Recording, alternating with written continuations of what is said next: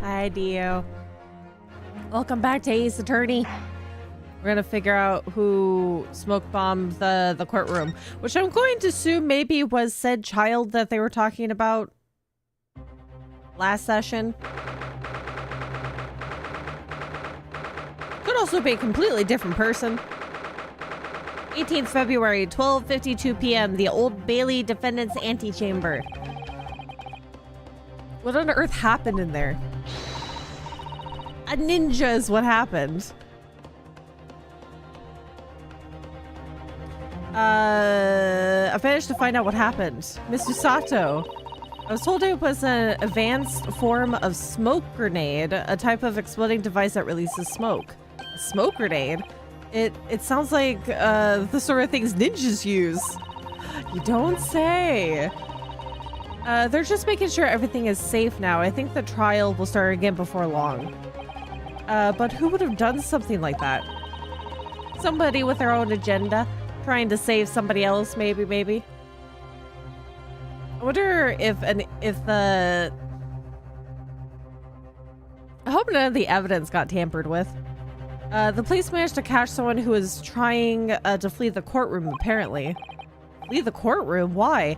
Wasn't everybody technically fleeing the courtroom? Or was it fleeing the courtroom before everybody else fled?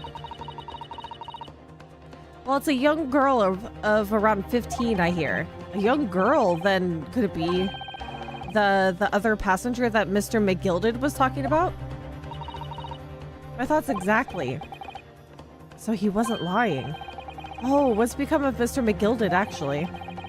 There are so many things I need to ask him about, but he's not here. I think he was summoned to the prosecutor's antechamber to answer questions, along with the young girl. Who is she, I wonder, and what was she even doing here at the trial? She was taking a huge risk, and for what possible benefit to herself? There's another matter that's troubling me. What's that? 20 pence. Oh, according to the coachman, Mr. Beppo, he took 4 passengers that night at a fare of 5 pence each.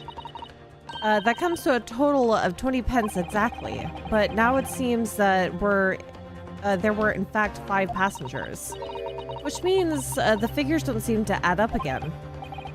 Well, I mean, everybody at this point is lying in some way, shape, or form. So I wouldn't be surprised if Beppo maybe took... Either he's a part of the people who are indebted to McGilded, or maybe he was... Maybe he was bribed? To not say anything specific? Counsel for the defense, kindly proceed into the courtroom. The trial will recommence in 5 minutes. Oh, thank you, officer. We'll go in right away. Well, whoever she is, I imagine this young girl will be asked to take the stand and testify now. I really can't imagine what she's going to say, but it could alter the whole direction of the trial. God, am I gonna have to appeal to the jury again? I hope not. We'll know soon enough, Mrs. Sato. She's so perky. She has so much confidence and she's just a great character. Besides the fact that she flips me over on the daily. 18th February, 1 p.m., the Old Bailey courtroom. Oh, she's cute! I love her hair! There's the young girl next to Mr. McGilded, look. Wait, I read that wrong, didn't I? Oh, okay. I just didn't pause for the comma. She must have been the one who caused the disturbance before. Well, after that rather eventful recess, the court will now resume the trial of Mr. Magnus McGilded. Now then, Lord Van Zeeks. My lord. I believe you have established the cause of the smoke which veiled proceedings earlier. It seems to have been an advanced form of smoke grenade of the sort typically employed by the army.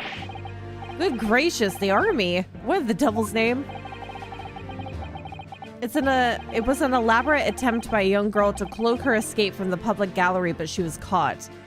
If she was just trying to leave the gallery, she could have just waltzed out of the room. What's with the smoke grenade? Now occupies the stand. Your name, girl. Are you responsible for the smoke grenade which induced such pandemonium here in my courtroom? Ma'am? What is the meaning of this deplorable behavior? If I may, my lord. Yes, Mr. McGilded. I think perhaps I ought to explain here why it is that this wee lass was here in the first place and why she tried to bolt like that. 'Tis all tied up with the events of that night, so it is. I know, face. Very well, Mr. McGilded, give your testimony. You will explain to the court exactly how this young woman is involved in the case. See how this unfolds. Just what did happen that night? It's not like a defense lawyer needs that information or anything. Oh, he's catching on quickly, though. We're not gonna have all the information at the get-go. The young girl. On the night in question, I took the back seat in the omnibus and promptly nodded off. Then Begora... A loud thud and a wee scream woke me up with a fair start. There was a fella collapsed on the floor at me feet, so I sat up on the seat across from me. Then I turned to find out where the scream had come from, and bless my soul, what did I find? There was a child in there, all curled up in a ball, hiding her wee self away.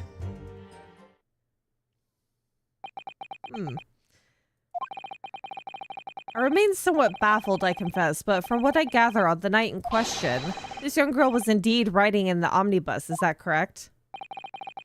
'Tis exactly as the defense counsel said. This last was the 5th passenger, my lord.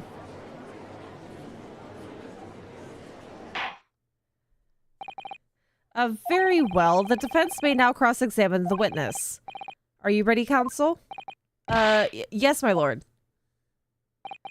Or rather, no. I have no idea where to start. He's so quiet. Why is that? Why are you so reserved? On the night in question, I took the back seat in the omnibus and promptly nodded off. Hold it! We're gonna continue to press everything like usual. We may get some repercussions for it, but... well, we could certainly reconvince the jury that I'll be fine. When you first got onto the omnibus, were there any other passengers already on board? There were not. The cabin was empty and there was no one on the roof deck either. You were the first passenger, as it were, I see. Aye, and that's why I took the backside as I did. 'Tis the most comfortable, so it is. Could you explain exactly what you mean by the back seat? By all means, this is how you already described it earlier. I'm talking about the seat opposite the one in which the poor gentleman was who was stabbed was sitting. So he was definitely sitting directly across from him.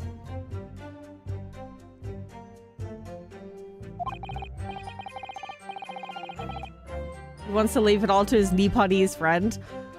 Maybe he's just hoping that I blunder and then he can just pick up the pieces that I've left behind. Like I said, 'tis the most comfortable and where I feel most at ease. And of course, I enjoy gazing through the skylight from time to time as well.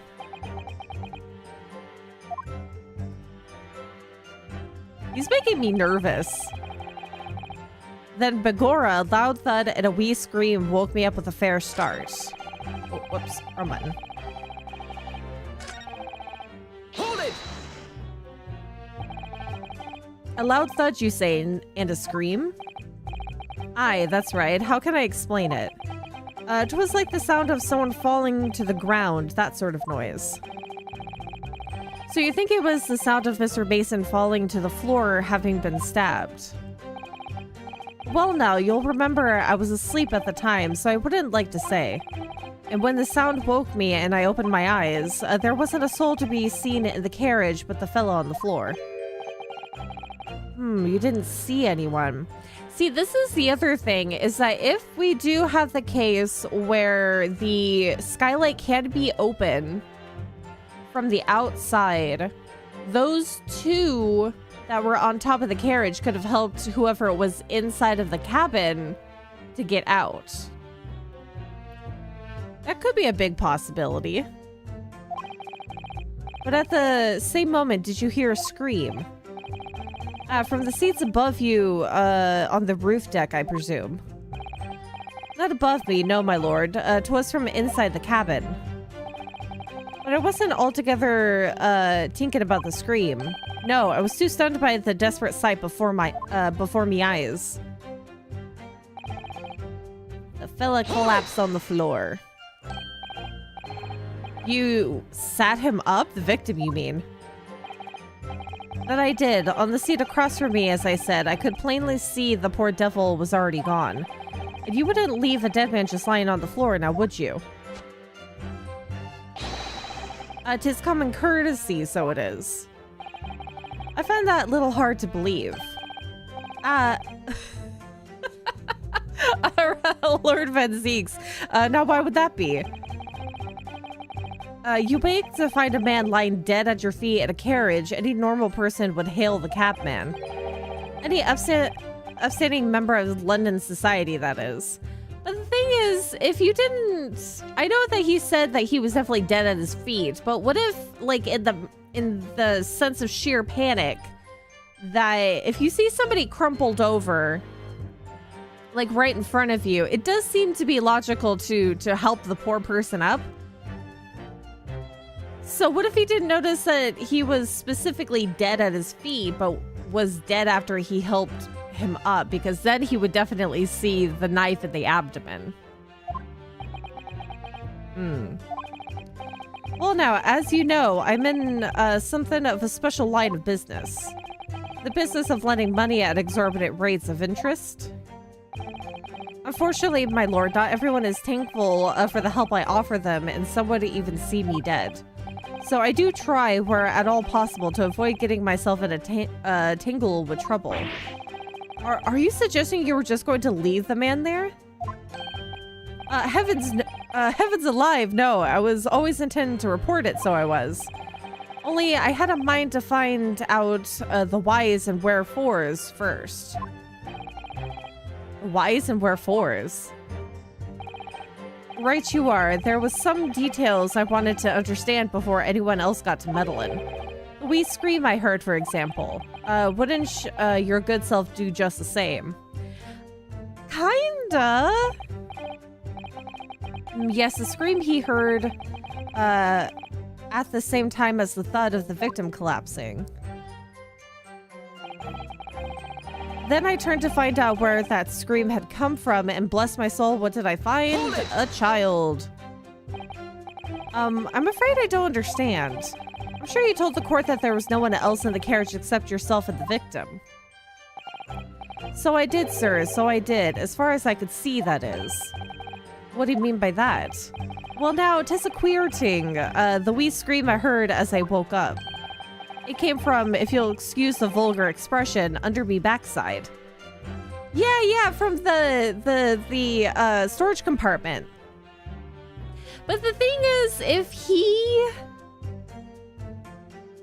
got into... So she was in the storage compartment before he even got onto the omnibus. So she was just sitting there for who knows how long in the storage compartment. That's just odd. Good gracious. Under your backside. When I lifted the seat on which I'd been sitting, I found there was a wee cubby hole there for storage. Mr. Naruhodo, we can examine the omnibus ourselves, remember. Yes, of course. The whole bus was submitted as evidence. This would be a very good time to have a thorough look inside. I know that I've already done that, but is there a possibility that I'll see more information? Due to the fact that he's now talking about it? Oh. Excuse me. That blood wasn't there before. Or maybe I just didn't notice. That's blood, isn't it? Is something wrong? Oh, it's just that, well, this blood stain is so obvious, that's all.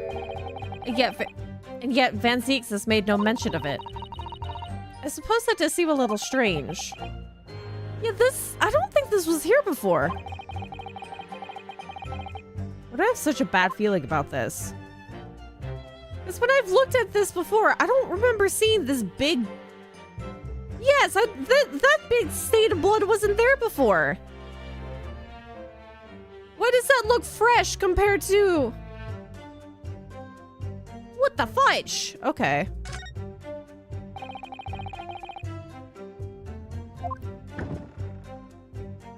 Oh, somebody took things.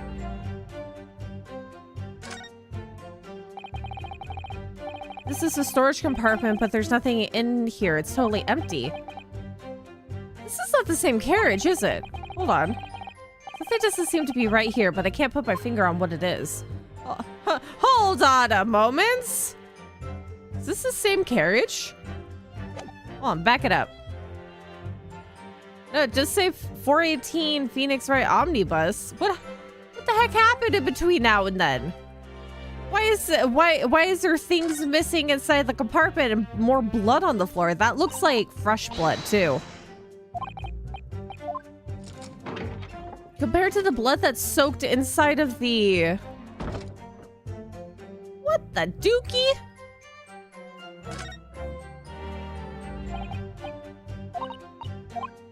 See, that's the same. That's the same before. Who the... Huh? Is there an additional compartment in here I don't even know about? Why is there blood on the floor? Okay. No wonder he's so quiet. There's things going on here.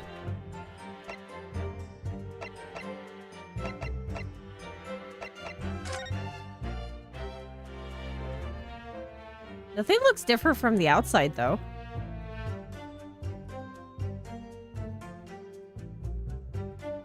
It's obviously the same cart. Okay. This would be a very good time to have a thorough look around inside. That's when I found her. This is odd. This is weird. Is there more hidden compartments? There was a child in there all curled up in a ball, hiding her wee self away. You say she was hiding herself? Aye, that's right. It was hard to see in the dim lamplight, but she was all curled up in a wee ball when our eyes met. Well, my heart nearly stopped beating in my chest. Oh, you're really overacting this. Still, in all, I pulled her out from under there and sat her on the seat opposite so I could have a wee chin wag with her. I love the... I love the expression chin wag. The seat opposite. That's right, just next to the dead gentleman there. Yeah, you put a... That's not great, but I mean, there wasn't that much room in the cabin, to be honest. You sat the young girl next to a corpse, sir? Well, I'm sure I mentioned, a gentleman in my position can all too often find himself in mortal danger. So, I needed to find out just who this urchin was, you see. And while I was in the middle of talking with her, I heard another scream, a fella's voice this time. Presumably, that scream was Mr. First, who was sitting on the roof deck seats. Right you are again, I would say, sir. Looking down through the skylight, he must have seen the young girl and the gentleman with the knife in his belly. In other words, the previous witness did not in fact see you at all, Mr. McGilded. What they believed to be yourself and the victim was in fact this girl and the late Mr. Mason. Aye, my lord. I was, as I think everyone understands now, sat at the back of the carriage out of sight. Okay. I am really worried about the blood and what Van Zeeks knows. I'm nervous. It is certainly plausible. The defendant is somewhat diminutive in stature, and readily confused perhaps with this young girl. After that, of course, with the scream from the gentleman over us, the driver realized something was wrong and pulled up the horses. Thank you, I've heard enough. The events as explained are clear in my mind. However, at least one conundrum remains. Who is the girl?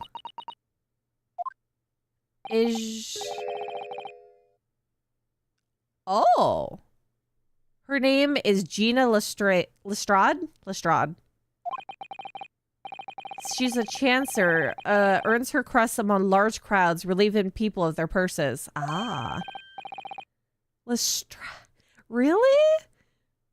What's commonly called a pickpocket. What?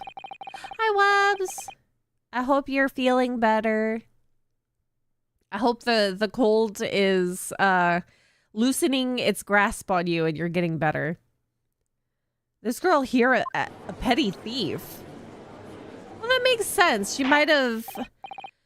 Maybe she was attempting to take some stuff out of the storage compartment and had to hide in the storage compartment due to the fact that people were getting on the omnibus. Is this true, Miss Lestrade? Lestrade? Lestrade? Lestrade? Miss Lestrade, you will answer the question. Oh. Ma'am, you cannot do that to a judge! How dare you? What is the meaning of this? What the... The girl, she's gone. Open your eyes. What the... I'm over here. Oh, she's so cute! Good gracious, how? What was the point of that little sidestep? I know what you lot are thinking. Grown-ups are all the same. This dirty little dipper, you'll say, slipped up and got caught on the job. She got herself backed into a corner, so she knifed the gent. Go on, that's what's in your heads, isn't it? Ain't it? No, not at all. This is a court of law. We're here to determine the truth, not cast...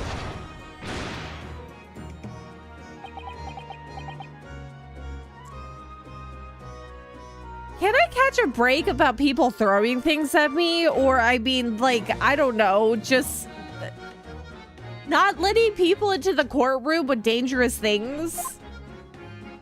My God. Look, knives are for cowards. Only thugs use weapons like that. All I need for what I do is these fingers. I'm a professional, all right? Maybe not in your eyes, but I got pride in what I do. Let me guess, you don't count smoke guns among weapons for thugs. What does the technology seem familiar? Oh, this? Yeah, this was in a bag I lifted the other day down where they keep the four-wheeled drags. It's nice, isn't it? I like pink the best. Why do I feel like this is one of Herlock Sholmes's guns? She did pull a Batman. That is totally a Batman kind of weaponry. This is certainly Sholmes's. We're gonna see him soon and he's gonna take back his technology. Do not wave that thing in my direction again. Oh. Can I say I really hate when he turns his head towards me because it looks like he's staring into my soul. It really feels like his eyeballs don't really move. It's so disturbing and intimidating at the same time, but he has such a pretty face. It's kind of It's like two forms of intimidation. You meant that you were riding the omnibus on the night in question.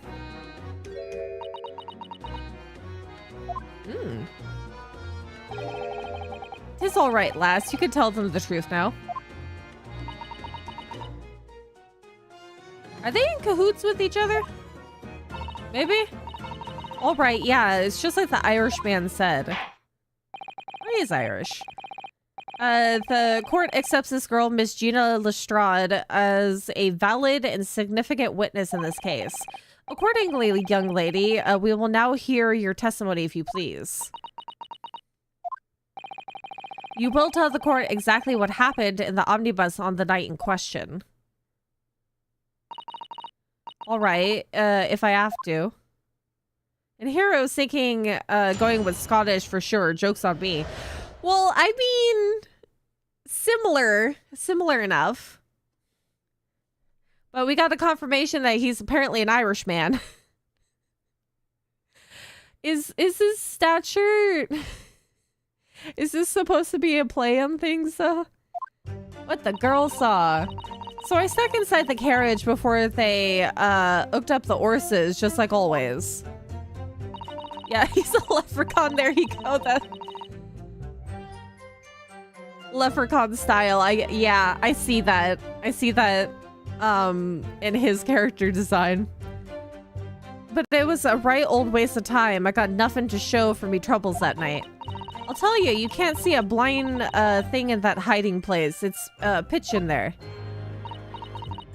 Then after a while, I heard this loud bang. It nearly jumped out me skin, I did, and the scream just came out. It's because of that this swell found me. He did help me get away, mind.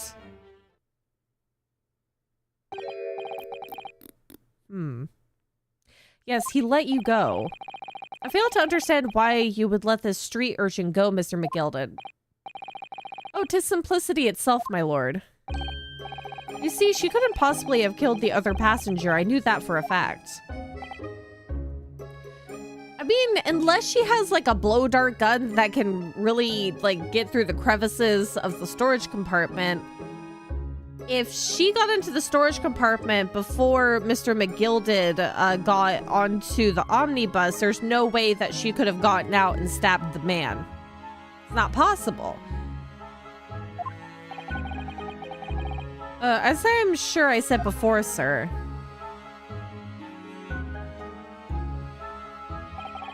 I was sitting right on top of the place where she was hiding herself. I think a demonstration is called for. This is where I was sat that night, and the cubbyhole of which you've spoken is underneath the seat, I presume. That's so weird. All the stuff is missing. Yes, it does appear just large enough to accommodate some of the girl's stature.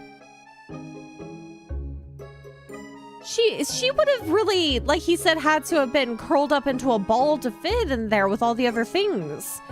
That's fishy. The other stuff was taken out, so it seems more believable that she could be in there. Okay. But of course the wee lass was stuck in there, because I parked my, myself on the seat for the duration. So you see, that's why I let the lass bolt. I knew that if the police found her there, they'd automatically assume she'd done it. But I couldn't live with myself if a young life was ruined when all the time I knew she was innocent. Even though you must have realized your action would result in your own innocence being called into question. Not at all, my lord, not at all. I knew in my own heart that I was innocent. So I thought it was worth taking a punt on my own good name for the sake of this less fortunate lass. My goodness. What a perfect gentleman. My lord, this fine example of a man cannot possibly be guilty of a heinous crime like this. I am Ashamed of myself for ever doubting you, sir. I'm still kind of worried. With calm, calculated reasoning, one arrives clearly at the truth every time. So with them choosing... Is this also considered to be an end of the court session if this happens? All 6 members of the jury consensual in their learning, or in their leaning to a verdict of not guilty? Oh, Mr. Naruhodo, this, well, it must mean what? That we're victorious. I don't know about that. We've won? Are you sure? Objection. Uh-oh. What? Excuse me?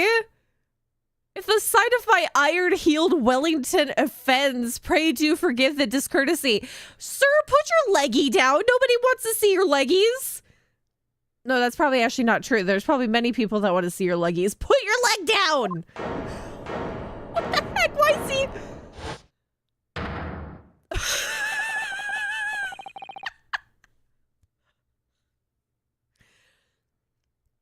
Could I say this is probably like a good difference between him putting his leggy up on there and him breaking the chalice? That's a great conversation stopper. At least he has the shoe on. Could have gotten a whole other group of people involved. That is a different way of putting his foot down. Sir, you have great balance for you balancing a chalice full of wine and keeping your leg up there? What the heck? What is the monumental flaw in British judicial practices? Oh, no. Is he gonna do it? Is he gonna do it too? Is he gonna appeal to the jury? Where evidence and reasoning should be paramount, emotion rules the day. Emotion? Oh my god, is he gonna keep doing that? Is that gonna be his final straw, that he's just gonna keep putting his leg up on the table? The witness's last statement gives us a clear insight into his true nature. What do you mean his true nature? Do you really think Scotland Yard would have made such a glaring omission? After the incident, the omnibus was comprehensively searched by officers of the police.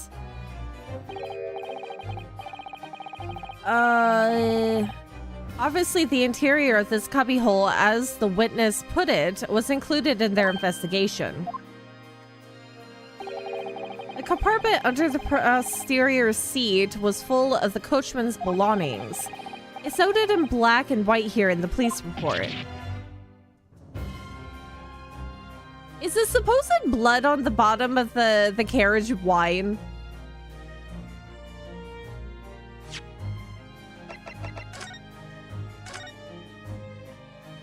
Did this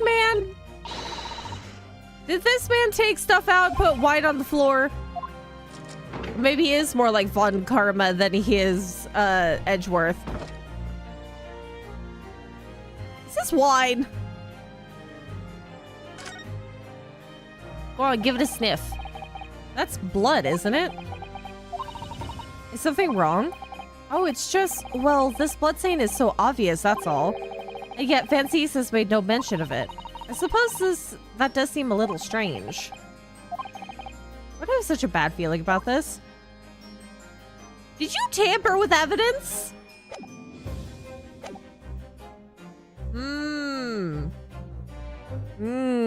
Okay. The evidence has been tampered with. In order to cooperate with Mr. McGilded's story, someone has unlawfully removed everything from under the seat. Was it you, good sir? Did you leave stuff behind? I know that you're probably using the smoke grenade to your advantage. Let's see. How could such a devious contravance possibly have been affected, counsel? Naturally, we must acknowledge the deficiencies of the constabulary in allowing this to happen. However, I assure you, when the omnibus was wheeled into the courtroom this morning, the compartment under the seat was not empty. That is a... Look at that expression. Ooh. Well, my Nepalese friend. Me? When the carriage was submitted as evidence, doubtless you examined it in fine detail, as would any self-respecting practitioner of the law. Pray, what did you find the condition of the underseat compartment to be?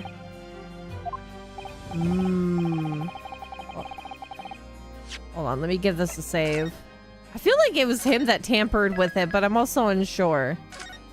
It's a possibility. He could be very much a Von Karma. To be sure, the young gentleman will be able to clear this up in a jiffy. Sorry? Go ahead. You tell the court now, fella. How this is all an elaborate excuse by the desperate Lord Van Zeeks. Oh, it's gonna put me on the spot. Oh dear. Well, counsel, do you have something to say on this matter? How am I supposed to answer? What can I say about the state of that little compartment under the seat in the omnibus? It wasn't empty. Do I bluff?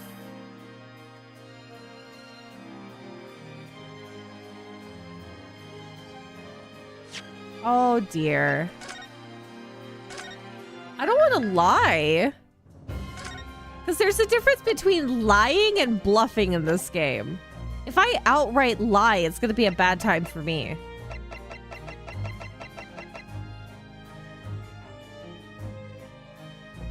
I don't know. Do you value truth? The truth and justice? I do. So we're going to say it wasn't empty. Because you could...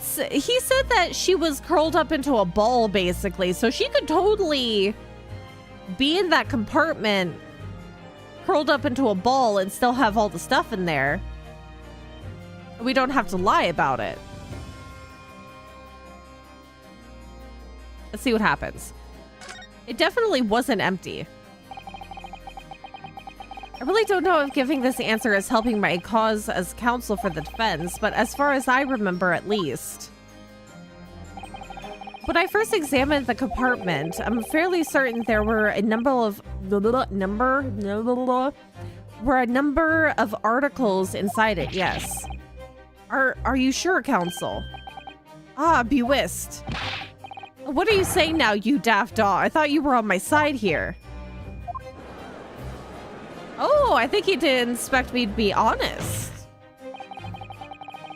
What game are you playing? Your task is to defend the man in the stand. Why would you say something to compromise his position?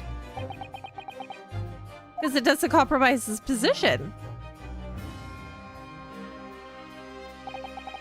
As the advocate for the defense in this trial, I confess I'm still not entirely sure where I stand.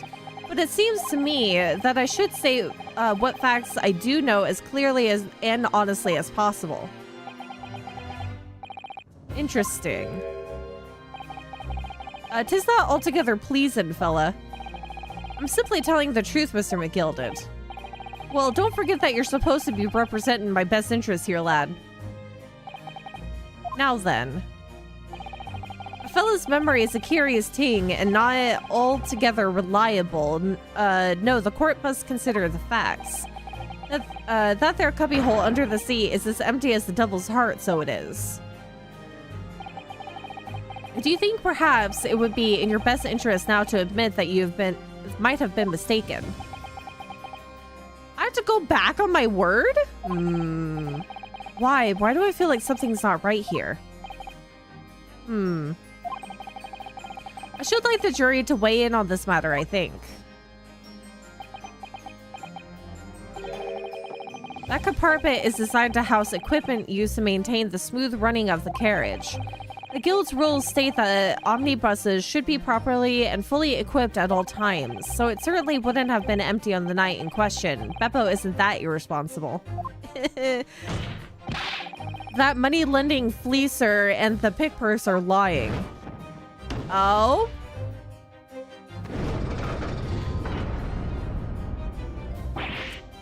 Okay, let's see here.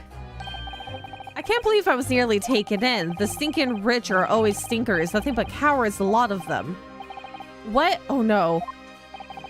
It's a trick, of course. It's a trick.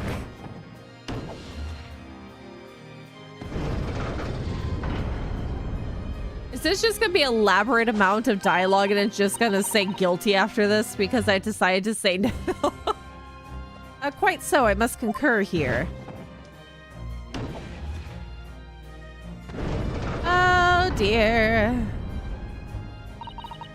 With calm, calculated reasoning, one arrives clearly at the truth every time.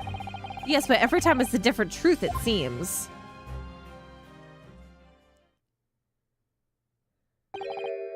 My lord, I humbly exhibit the scales of justice. Clearly, a verdict of not guilty at this time would be wholly inappropriate.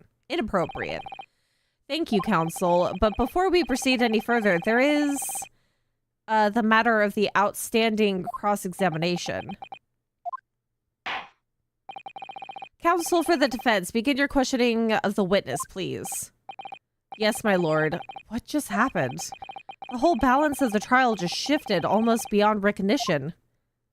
The Reaper of the Bailey is at work, it would seem. Am I gonna have to judge you differently? I thought you were gonna be better than this if it is the case that he has messed with evidence. But also, it's kind of weird that these two are weighing in on that.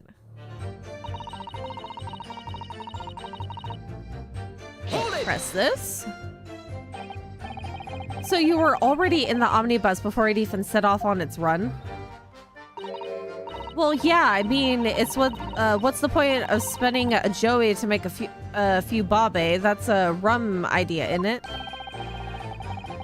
I suppose she means there's no point spending money to make money. It actually makes sense. Counsel, may I remind you that this girl is a petty thief. Kindly refrain from entertaining her tenants. Well, that does clear up a little mystery of the fares and all.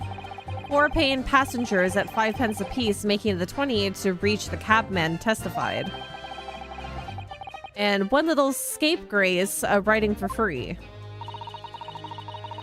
The red conch of a driver always goes for some grub before his last run. See, so that's when I slip into the carriage and get my myself hidden under the seat. Nice and easy, right? You're saying for his last run, though. You didn't get into the carriage on his last run. But your hiding place is a storage compartment full of equipment for the coach, no?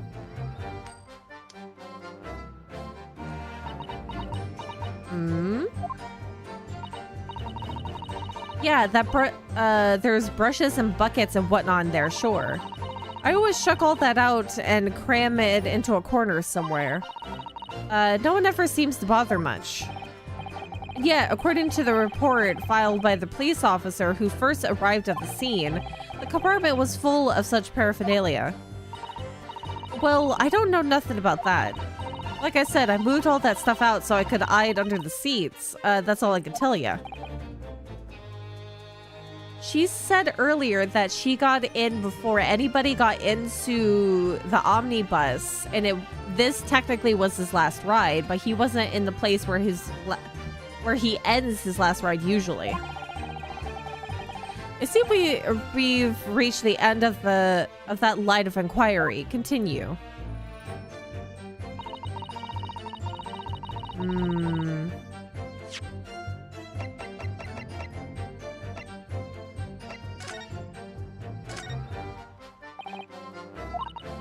I wonder if this has changed at all, now that we have her name in here.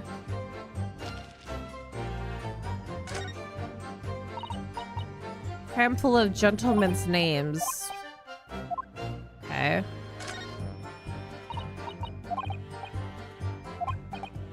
Okay.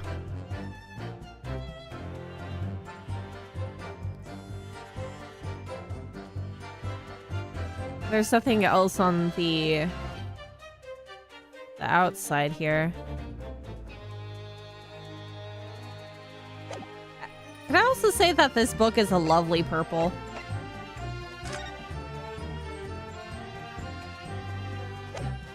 Okay.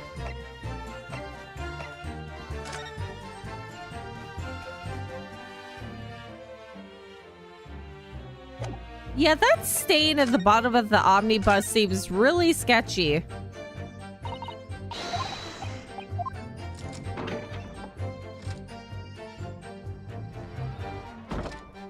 So there's nothing anywhere else. Okay. Hold it! A waste of time. Why is that? Well, most nights I'm on me own and the god permit at least some of the time. What? I beg your pardon. Did you say god permit? Oh yeah, well that's what my kind call it. Do you say the omnibus, I suppose?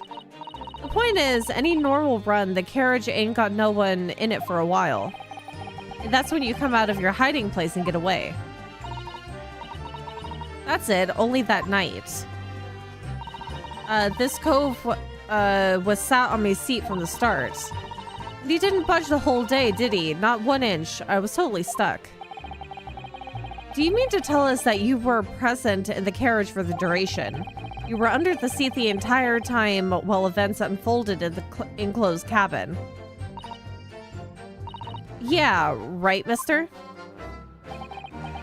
To be sure, I was as shocked as anyone. You don't expect to lift the cushion you've been sat on and find a child now, do you? So this Miss Lestrade couldn't possibly be the culprit then. I'm still skeptical about that. Hold it! Pitch black in there. So you couldn't see out into the cabin at all? Not a jot. Most days I push the cushion up with me head and look out the crack. That's when I could have a butcher's at who I'm gonna fiddle. I thought you were a pickpocket, not a butcher. I mean, I could have a look. The seat I get under ain't as plush as the other one, see? So most of the time the passengers plant himself opposite. But for some reason that night, this here Irishman spent the whole journey right over me head.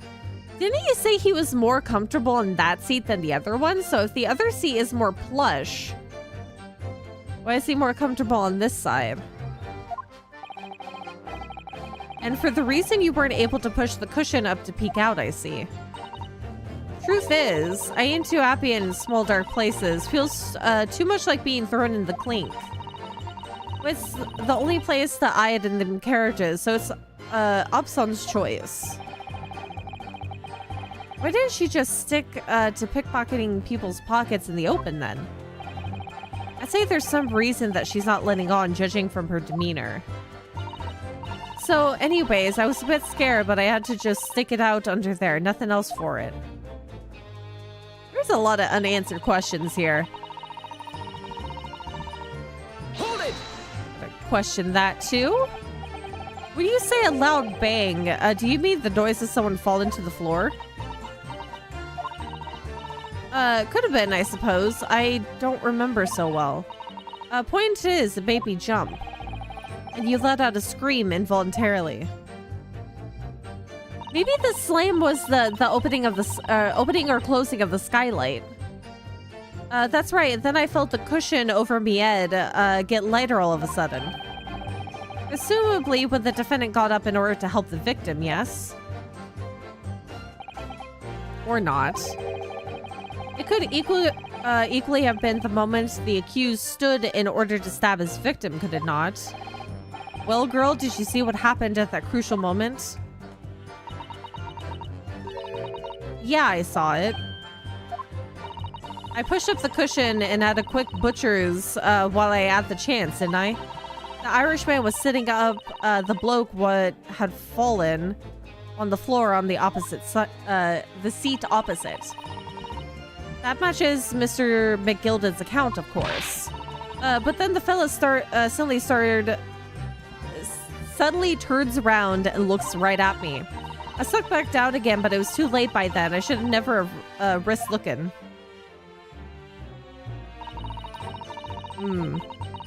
It's because of that this swell found me. He did help me get away, mind. And when Mr. McGilded discovered you, he pulled you out from your hiding place. I was scared stiff, I was. He dragged me out and sat me down on the seat and all. Next to the victim, Mr. Mason. Yeah, the bloke had a knife in his guts. He was still bleeding. Then the carriage lurched a bit and he ended up falling onto me. Oh, how awful. Both my hands got covered in blood. It made me feel sick as a dog. Okay, so that fits in with the description that one of them had both of their hands covered in blood. But the thing is, with how the man was keeled over, this blood that's on the bottom of the omnibus does not line up with where the body would have fallen. Both her hands covered in blood. That must be what the rooftop passengers saw. After that, I believe you talked with Mr. McGilded for a while, is that correct? He asked me some stuff, wanted to know me name and what I was up to and that. Then I heard something from up above. Someone screamed. Yes, Mr. First on the roof deck, one would presume. Well, I didn't want no one seeing me face, so I didn't look up. Then the horses were drawn up smartish, and this here Irishman says to me, get back under the seat. I'll see that you can get away later. But if her hands were covered in blood, and he put her back under the seat, there would have been blood in the storage compartment, in the cubbyhole. All 6 members of the jury had decided the defendant was innocent. For one brief shining moment, yes. It's clear that they are still very unsure. If we could just find some conclusive piece of evidence among this new testimony, I'm sure we would clinch the verdict we want. Yes, I think you're right, and I have this feeling. Something's bothering me, but I just can't quite put my finger on it. So there's no blood in the compartment. There is supposedly blood on the floor. But it definitely wasn't there beforehand.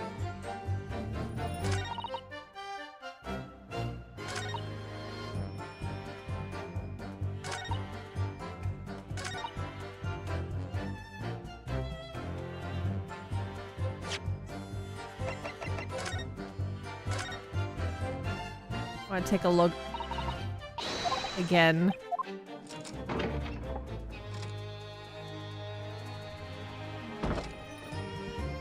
This is so odd.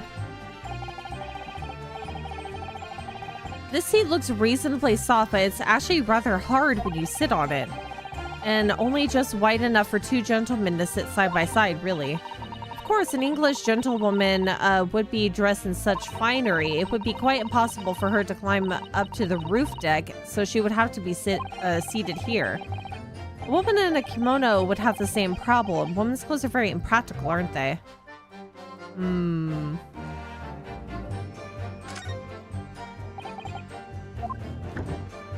Yeah, there's no blood in here.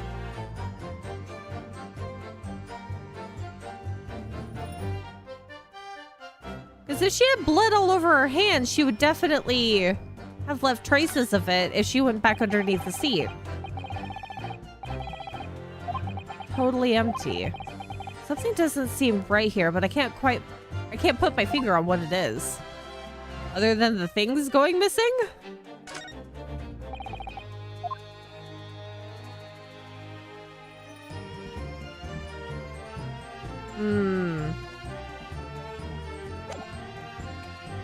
The question is, where am I presenting in this one?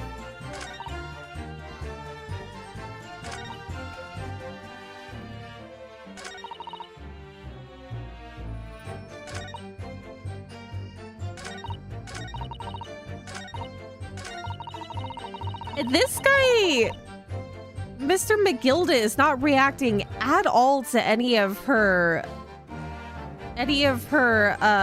testimony.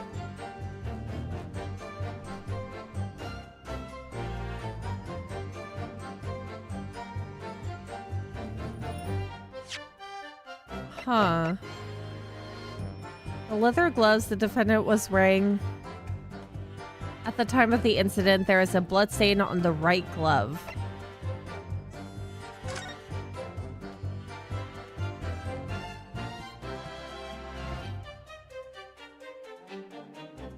Is there something that I'm missing here?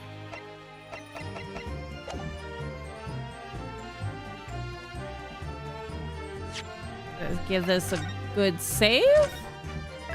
I might mess things up around this point in time. Hold it! Can I press this again?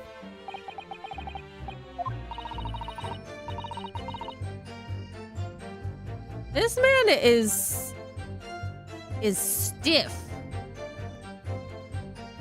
He's confident. Next to the victim, still bleeding.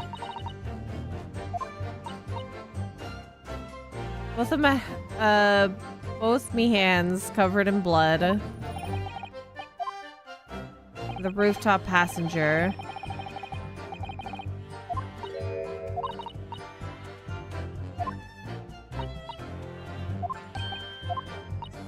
Okay. The horses were drawn up smartish, and this is here what the Irishman said to me. Get back under the seat, and I'll see that you can get away later. Okay.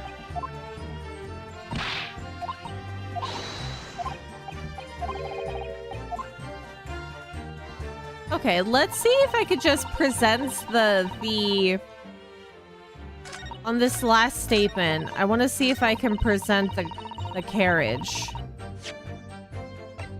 Because there might be a possibility I can point out that there's no blood inside of the compartment. Objection! That's an absolute no. Okay.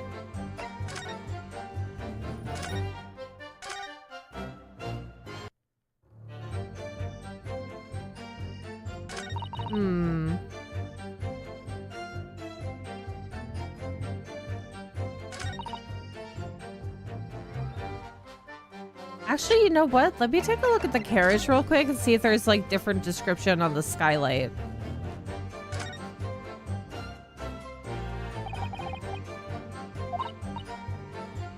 The lamp enclosed in the cabin.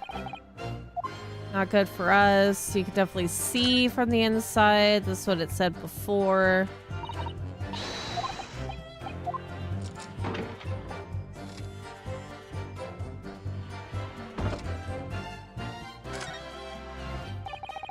It's quite a large skylight, isn't it? Yes, it's quite large enough to afford a good view into the cabin from the roof deck, and there doesn't appear to be a handle or catch of any description. I suppose it can't be opened from inside the cabin at least. Okay. Let's...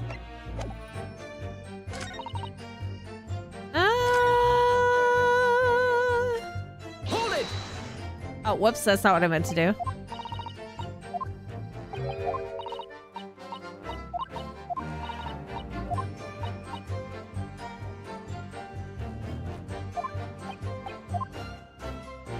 Is there a possibility that I have to utilize mechanics without him actually saying anything? Or is it only when there's a reaction from the other person that I have to pursue?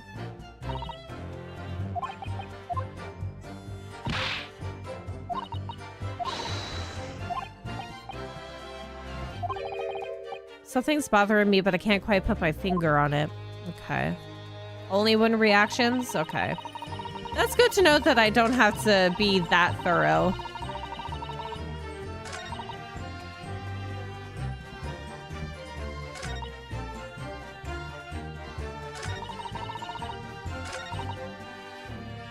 Your loud bang nearly jumped out of me skin and I...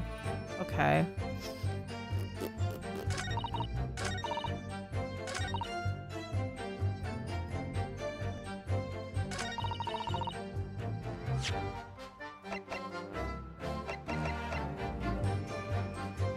The 8-seater omnibus that was the scene of the crime. There are passengers both inside the cabin and... The blood stain. Oh, also, if he did grab her, her blood would also be on her person. I mean, that was like 3 days ago, so there's no way that I could see blood on her person in this case.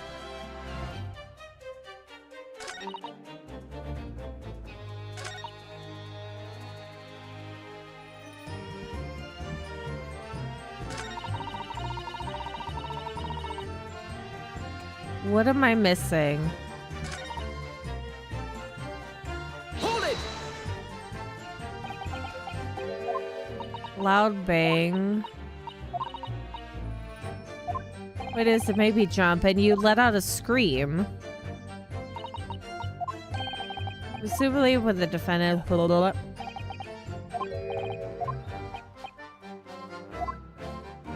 At the crucial moment.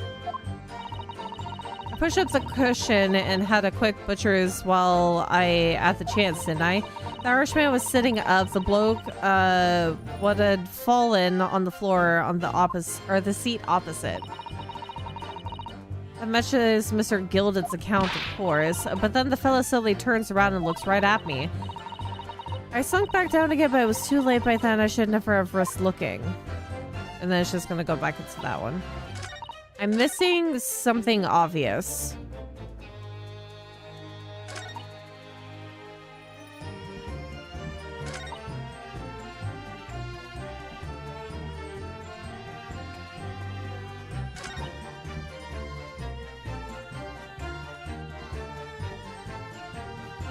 There is something...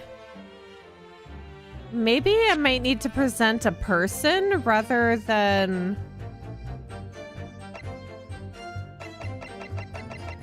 Oh, it's not even letting me do a person.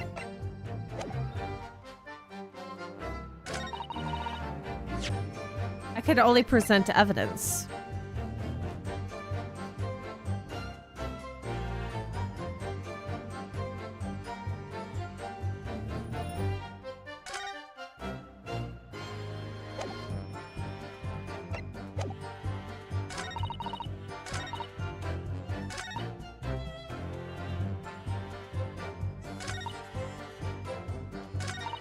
Oh, is this... Are you saying that this is one of those infamous moments where you just have to continue pressing and it gives you a different... Okay. Oh, whoops. Hi, Legend. Okay. We'll just start pressing from the beginning again. I don't think you pressed that for anything? I'm pretty sure I did. We're gonna try again from the beginning, though. Already in the omnibus before he even set off on its run.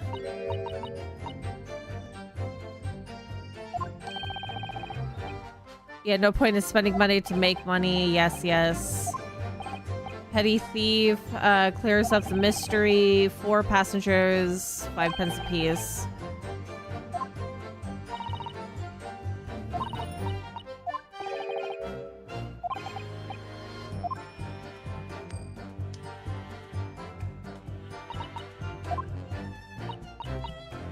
Brushes and buckets and whatnot in there. Always check that out in a corner somewhere. No one ever seems to bother much. Yet according to the report filed by the police officer who first arrived at the scene, the compartment was full of such paraphernalia. Don't know nothing about that. Like I said, I moved all that stuff out so I could hide under the seat. That's all I can tell you.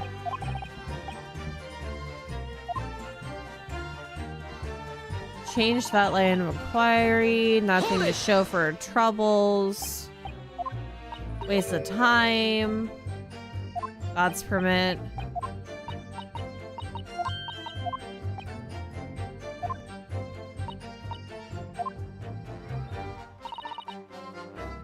Yeah, sitting there for the start, and he wouldn't budge the whole day, did he? Not 1 inch. Maybe there's something I could do with this one.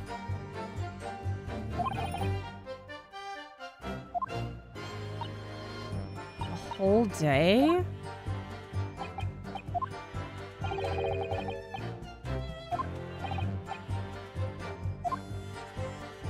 See, there's something about that one.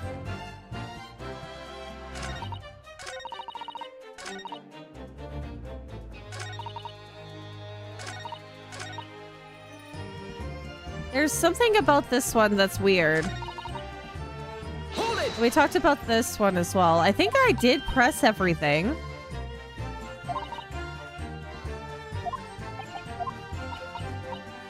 Have a look under the, yeah, plushy mess. Passengers plant themselves opposite. But for some reason that night, this here Irishman spent the whole journey night over Mied. And for that reason, you weren't able to push the cushions up to peek out, I see. Truth is, I ain't too happy to be in small, dark places. Oh! See, that wasn't there in the first place. The heck? Excuse me. I had to repress that one. Something wrong, Mr. McGilded? Oh, I do apologize. There was something, was there something the matter, Counsel? I was just wondering if Miss Lestrade's last comment made something occur to you, perhaps. You seem to be thinking something to yourself. Yeah, because he didn't react the first time. Oh, no, 'twas nothing important. I was feeling bad for the poor lass is all. I remember feeling desperate myself as a young lad shut up in the dark. 'Twas terrifying, so it was. I see. Yes, I'm sure we can all sympathize. I'm still scared of the dark now. Yeah, for a multitude of reasons. And I don't know about yourself, but I find that the darkness seems to make every tune you hear seem that much louder as well. Ah, that's opening for maybe she heard something. Hmm? Yeah. I suppose it does, maybe. Miss Lestrade. Lestrade. Oh my god. Did you hear something that night? Anything? An unusual noise, perhaps? I feel like he's leading this into his favor, but I still don't think he did it. I mean, he's guilty of something, but probably not murder. Nah, not really. All I could hear was the Irishman snoring. But jabbers, that's not, there's no need to tell the whole world of me, foibles, you little scamp. What a pity. If only Miss, Lestrade had heard something, it might have given us a vital new clue. What should we make of that last statement of hers? Yeah, I feel like that's important. Also gives us a change in the statement. I believe the statement just made by the witness is profoundly important. Profoundly important, but all she said was that she heard nothing. Yes, which is the profoundly important points. I'm almost sure of it. Because for her to hear nothing but his snoring, does that mean that that really proves that he was asleep the entire time? I'm almost sure that I don't understand the inner workings of your Eastern Mind Council. Nevertheless, such a saying. Oh my god. Miss Gina Lestrade. You will supplement your formal testimony by repeating that last statement, please. What? Supplement? What are you on about? Don't give me all your fancy talk. I know what you're trying to do. Well, it won't work on me. That's right. Insult the judge. Always a good move. I was straining my ears to work out what was going on, but all I could hear was snoring. Hold it. So you were straining to hear what was happening the entire time since the moment you hid yourself? Not exactly, no. Sorry. Well, there was no one in the cabin to start with. I could just push the cushion up and have a butcher's to see what was what. But then when I saw this swell getting on, I got my head down so he didn't notice me. Mr. McGilded sat on the seat under which you were hiding, correct? Oh. Yeah, would you Adam and Eve it? Eh? What a mug. So then all I could do was listen. I was waiting to jump out of there as soon as I heard him leave, you see. But Woody, not likely. Even though we stopped here and there, I never heard the door open. So I just had to stay put and listen to him driving his pigs to market, snoring like an old dog he was. So the door never opened? So... Oh, this is interesting. Oh, I have a different theory going on. What if the passenger never went through the door? Because technically he was sort of treating it like his personal omnibus. What if the body was just dumped from the skylight? Because there was the loud noise and the body keeled over in front of McGilded. So they could have just dumped the body from the skylight. Are there any conclusions we can draw from that, I wonder? Yeah, it really doesn't add up, but... Because if the door never opened, and she never heard it open, that means there was no way that the guy got onto the omnibus normally. It doesn't add up. Miss Lestrade, what do you have just told the court is clearly at odds with the facts. Yeah, what if, and hear me out, what if we update the coroner's report? Exactly. What if we do update the coroner's report and shows that this man has frostbite? At odds, are you sure, man? Absolutely. It seems my learned Nipponiese friend is not as dull-witted as I feared. So Van Zieks realized it too. See, now this is just all sorts of fishy. Counsel, I must insist that you bolster your claim with evidence or some complicit party's name at the very least. Yes, my lord. I expect you to demonstrate this alleged contradiction to the court. Let's save. Making some pretty good headway. According to Miss Lestrade, whilst she was hiding in the omnibus that night, she heard nothing but the sound of Mr. McGilded snoring. But think, Ryunosuke, think. There's something else that she should have heard. I think it would be best to show a person and not evidence due to the facts. God, but we can show the crime scene photo.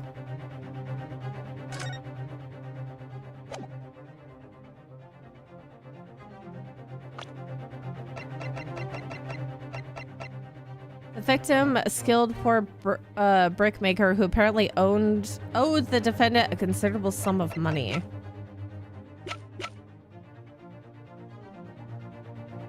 Young woman who witnessed the incident from her hiding place aboard the omnibus on the night of the murder. She was discovered by the defendant. I have a sneaking suspicion that we could probably just do the thrice fired Mason person. Or as a person I feel like that would be the best way to talk about him getting on the omnibus.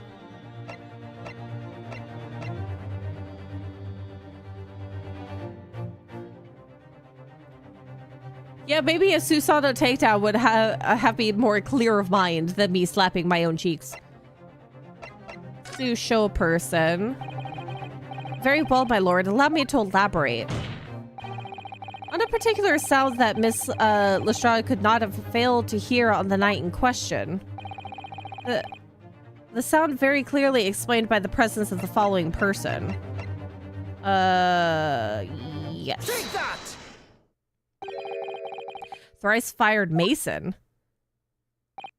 Yes, my lord. The sound that Miss Lestrade cannot have failed to hear is that of the victim, Mr. Mason, boarding the omnibus. Yeah, there we go. Order. Explain your reasoning, counsel. Miss Lestrade, allow me to confirm something. You claimed earlier that you were the first person on board the omnibus. Is that correct? Yeah, of course I was. I got on while the driver was in the pub, didn't I? And the next person to board the omnibus was Mr. McGilded. That it was. Not a soul was in the cabin when I climbed aboard. At least not in plain sight. So we're, to all intents and purposes, alone in the enclosed cabin of the omnibus at that time. Did I not just say as much? I wasn't traveling with anyone else, if that's what you mean.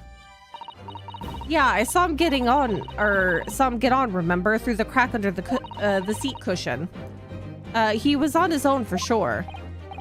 And from what we've heard, the carriage made a number of stops after that on its onward journey. During which time, did you not hear the door opening or closing at all? Nah, I never heard it. That's exactly what I was listening for, weren't it? Waiting for the swell to leave. In which case, when and how did the victim end up in the carriage? Oh.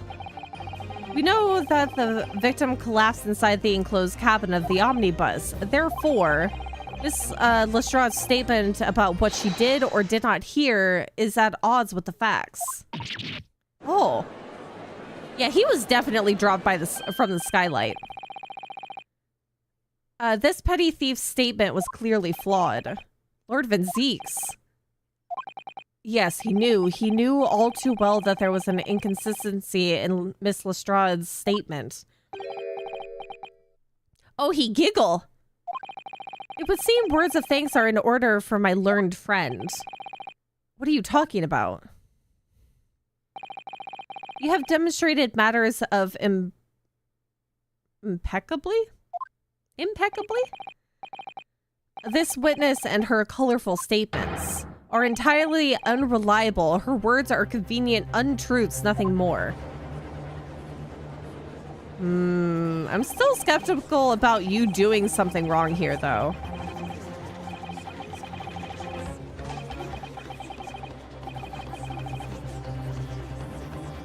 Oh! Of course!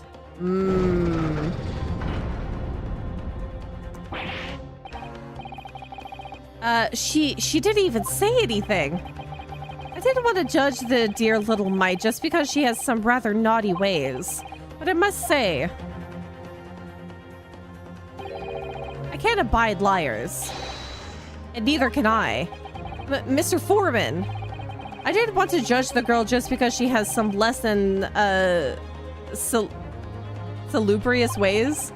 But I must say, I cannot abide liars. Oh my god, again? God. Here we go once more. That's 5 jury members leaning towards guilty. Don't look this way like that with the dead look in your eyeballs. Well, your consideration for others is refreshing, my Nipponese friend. To the considerable troubles you have spared me. I'm gonna make sure you drop that cup again. I'm pretty sure those cups are expensive. I hope that you break that one too. Yes, very refreshing. What are you playing at? Have you forgotten who you're working for, you useless Eastern Abadan? Oh dear. Please stop licking your knife! This is carnage, it's perfect. Jury number 2 is the only one left. Mr. Naruhodo, the way this is going, I know if we can't find some new way to convince everyone of Mr. McGilded's innocence, the judge will rule and we'll have lost. I very much wanted to believe the words of one of London's most respected gentlemen, but those of us in service know we must accept hard truths. No! Hold on a second. Hold on. What do I have up my sleeve? Yes, a witness's last statement seems to have revealed a critical inconsistency in her story. However, if we consider the possibility that her statement is in fact the truth, it may shed an entirely new light on this whole case. What are you saying? Oh? Counsel. I'm sorry, sir. Whatever do you mean? Counsel, I will not tolerate you attempting to, pirogue?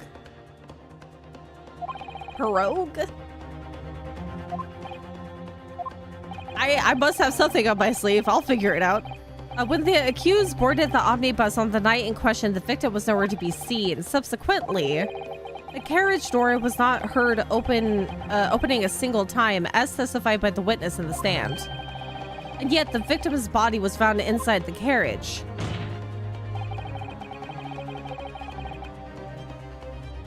Yeah, I recognize the words, but the way to pronounce it is very much leaving my brain. And I absolutely hate it. Though I can say that I'm not as bad as I was yesterday. I was absolutely atrocious yesterday, where even after I finished stream and I was hanging out with friends in Discord, one of my friends will change either my name, or in this case, recently, because I had so many blunders, they were changing the nicknames of our other friends in the Discord call to my absolute my absolute mess up of words the other day. I think my most recent one for myself is I was trying to say occasion and I said occasion.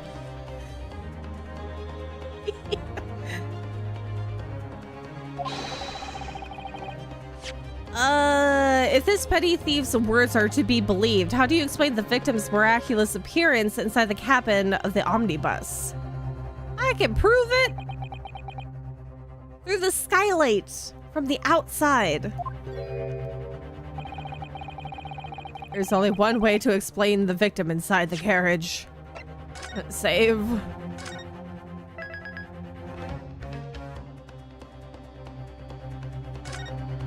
What do you want for dinner? Oh, Cajun.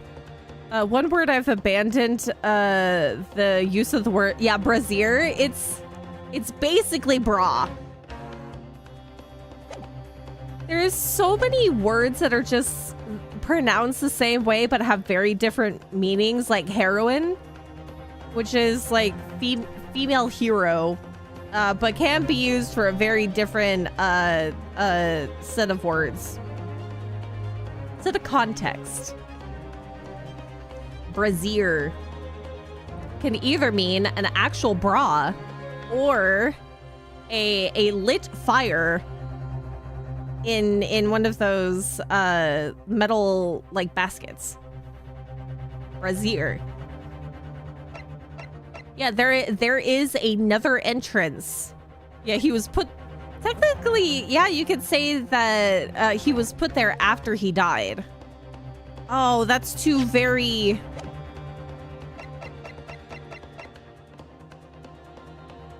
That's two very useful forms. Yeah, he was not already in there. There is another. But would you consider it an entrance though? Because the skylight is not technically an entrance, but you could get in and out of the cabin that way. Yeah, I wouldn't recommend covering one's chest in flaming metal either, but thanks to the English language, you can have some very, very funny moments in weird contexts. But I feel like it's worse in other languages, especially some Asian languages like Chinese and Japanese. I think Korean has that as well, where the sole difference, and it's not like the inflection or anything, the sole difference between the words is just the context of the full sentence. Because it's said the exact same way. No higher or lower, like, phonetic. It's the same thing, but the only change is the context. Yeah, he did use it to enter. I'm gonna save one more time. Because I'd already saved, but I am a saving fiend. And I'm gonna say there's another entrance first, because I feel like that's more... straightforward. If the door wasn't opened even once, the only explanation is that the victim entered the enclosed cabin some other way. I wondered what new fantasy you would come up with in your blind panic. But behold, the omnibus is here for us all to see. Only one side of the enclosed cabin is furnished with a door. The other has only windows. Fixed windows, which cannot possibly open. In short, there is no entrance to the cabin other than the door. But there could be. There's one possibility you haven't considered. Oh, really? Yes, one other way inside that isn't the door. Another opening to use of which allowed the victim to appear inside the enclosed cabin. Evidence! I can give evidence! All right, counsel. The defense will identify the location for the court. Here's the omnibus on which the incident occurred. Where on earth is this entrance by which you propose the victim entered the cabin? Right here.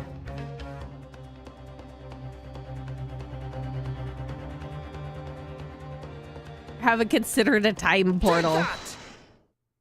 Yeah, he just randomly pops up in the space-time continuum. The answer is obvious. It can only be have been the skylight. I say the skylight. Objection! Objection! Your ludicrous proposal almost has me at a loss for words. Objection. However, the skylight may well be large enough for someone to pass Objection. Through. So you claim, but do you have a shred of evidence to support your addled-brained theory? Both Mr. McGilded and Miss Lestrade said the same in their testimonies. They each claimed to have heard a loud thud, such as the noise made by someone falling to the floor. Yes, which has already been explained, as the sound of the victim falling from his seat having been assaulted with the dagger. Yes, it has, but would a man slipping from the seat onto the floor really have made such a loud noise as the witness described? A noise loud enough to cause Miss Lestrade to let out an involuntary cry, in fact. Good gracious. Perhaps, in fact, that was the moment that the victim made his entrance into the cabin. No, let me rephrase that. The victim didn't enter the cabin as such. He fell into Objection. It.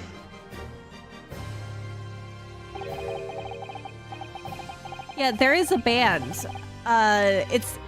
You can also say that a band, in the literal sense, is also referred to as a ring.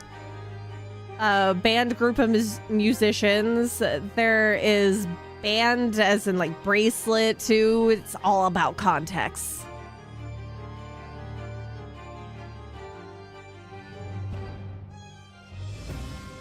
bear, bear, and bear is all three different words. One of them is only changed spelling wise. I love languages. Just make our lives so much easier and harder at the same time.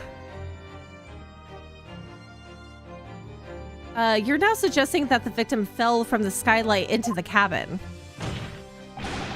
That's simply impossible. How could you be so sure? Because if the victim had fallen inside through the skylight, as you say, the passengers on the roof deck would have seen it happen. And yet, not one person made mention of such events in their testimony. Well, yes, that's true, but hold it. Oh? Might a humble fella make a wee comment here? Mr. McGilded? To be sure now, the two fellas who were sat on the roof that testified afore said nothing of the victim falling through the skylight. But it seems to me, my lord, that 'tis not so much a case of them not saying, but... Aye. 'Tis a case of them being unable to say. What? I think perhaps the two fellas do be having something of a compelling reason not to mention what happened. Would yous not agree, fine ladies and gentlemen of the jury? Harumph. Oh, my goodness, surely not. Those two chaps on the roof. Oh, she is catching up with the details. You mean the ones who stuck that knife in the man were... Oh! Oh, this is a big turn of events, huh? Yeah, he really has, like, some glorious JoJo poses. What exactly are you insinuating here, you blitherer?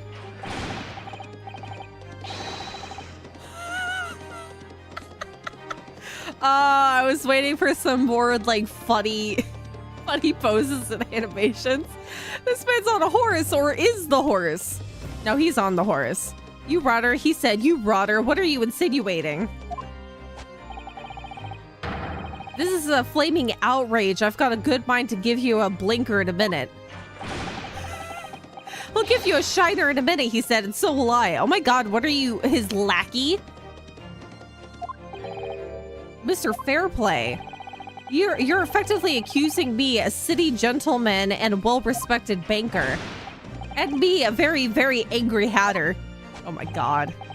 Suggesting that someone like me could have stabbed that man in the guts. It's a disgrace. It's scandalous. It's... Ah! Welcome back, Mr. Hamster. I protest in the strongest possible terms. That's right, I protest too about you, you rotten scoundrel. I swear to God that... God, this setup... It's just absolutely hilarious. 1 second. I took a print screen. I need. All right there. Put that in there. I got a full view of the courtroom. I will not permit this went-on invasion of the stand. Return to the ante room at once. But this is beyond reason, my lord. It's outrageous. It's very hurtful, you know. Oh my god. My lord, if I may comment. Go ahead, Lord Van Ziegs. It was the defense that incited this outburst from the witnesses. My learned friend has seen fit to abandon all protocol and accuse the witnesses without proof. Accuse? I never intended to. It seems, young Nipponese, that your command of the English tongue is wanting. Everybody's so mean to me. You propose to this court that the victim fell through the skylight from the roof deck of the omnibus. That hypothesis cannot possibly stand without the rooftop passengers being aware of the event.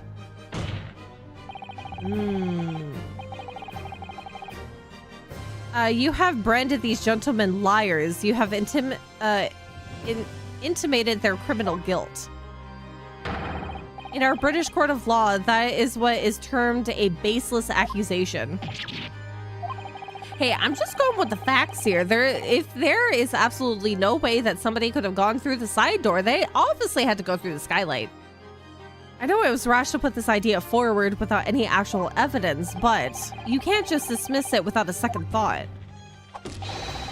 What are we wasting time for? Go to them. Testify. I thought that there was something fishy about that hat from the moment I laid eyes on the pillow. We have to see this matter through now, one way or another. If there's filth and rubbish in our midst, we must dispose of it at once. Oh my goodness! Testify! Oh, this is neat. I like this.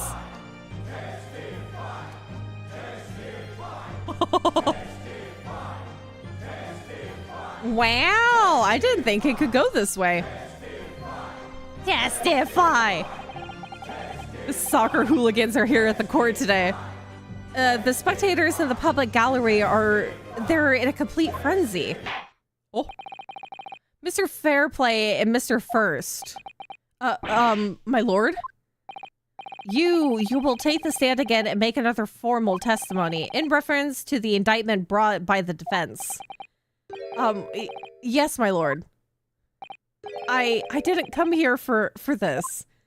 He giggled. Oh my god, am I gonna have 4 people on the stand? There's no time to think this through. All I can do is keep pushing forward. Testify! Whoa! Refuting the accusation. We were the only 2 people up on that roof deck, dead or alive. I could swear to that. If anything had happened where we were sitting, don't you think one or the other of us would have noticed? In any case, neither of us know the first thing about the victim. We had no reason to kill the man. The skylight was shut the entire time, I tell you. We couldn't possibly have opened it. I like that we have one that we're basically accusing to be a hamster, or like multiple hamsters disguised as one man. The other guy is basically a horse at this point. If you're so sure the victim fell through the skylight, where's your proof? We'll get to the bottom of that, surely, soon. I must say that on listening to this testimony, it is somewhat hard to imagine how either witness could have performed any malevolent act on this open rooftop deck without the other noticing forthwith. That's right, you see. We're innocent, I tell you. Although, logically, of course, the argument falls down if the 2 of you were in collusion with one another. What? Eh? According to investigations by Scotland Yard, the 2 witnesses shared no common dealings.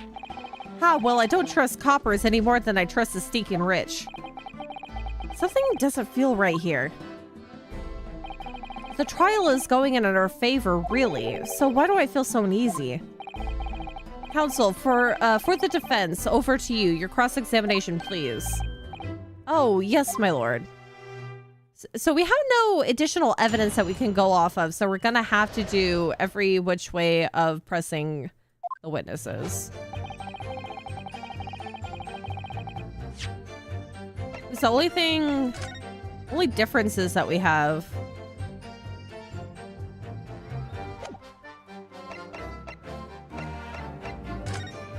Is the inside of the omnibus with the supposed blood and the missing compartment items. Hold it! Press everything! So, at no time did the victim, Mr. Mason, climb up to join you on the roof deck. Absolutely not, Dickin. No question about it, he said. None at all. Oh, but yes, of course. I remember seeing them both. I saw the victim inside the enclosed cabin talking with this man here. Is this true, Mr. McGilded? Dear me, my lord, at the risk of repeating myself, I boarded the omnibus alone and nodded off inside almost immediately. That's an outright lie. Without doubt, you're engaged in... Let me stop you there, fella, and ask, do you have any evidence at all? At all? Oh my god, this is like a big back and forth. Okay, it turns out Donald's leaned over fighting pose is a rather old one. Is it? The leaning over fighting pose. He has done that a lot in the Disney cartoons.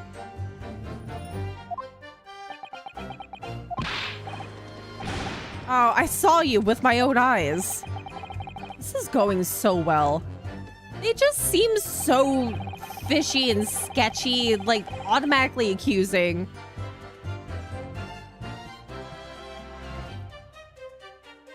I would say that his horse riding pose is very similar to Donald Duck putting his dukes up. If anything happened where we were sitting, don't you think one of us, one or the other of us would have noticed? Yeah, unless you're in cahoots.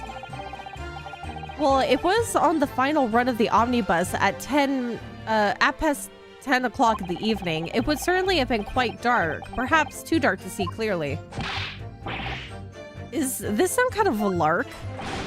Is this some kind of a joke he said? Is that what this is? Oh my god, it's like he's dumbing down everything that he says. He's definitely a lackey. Perhaps one or the other of you fell asleep briefly. Are you fair, Dinkum, sir? Dinkum. Are you serious, sir? That's what he said. It's impossible, I tell you. Oh my goodness. I'd give you the keys to the vault if you could fall asleep in that bitter cold. And if you did manage it, your eyelids would freeze shut and you would never open them again. That's extreme. It was extreme, I tell you, and we had to put up with it because this man had locked the door. Any true gent would have unlocked it and let me in when I knocked. I'm dreadfully sorry about that, young fella. But you see, I was away with the fairies and I didn't hear you at all. That's a lie. I saw you through the glass. You were talking to someone. Yeah, that pose is definitely put your dukes up.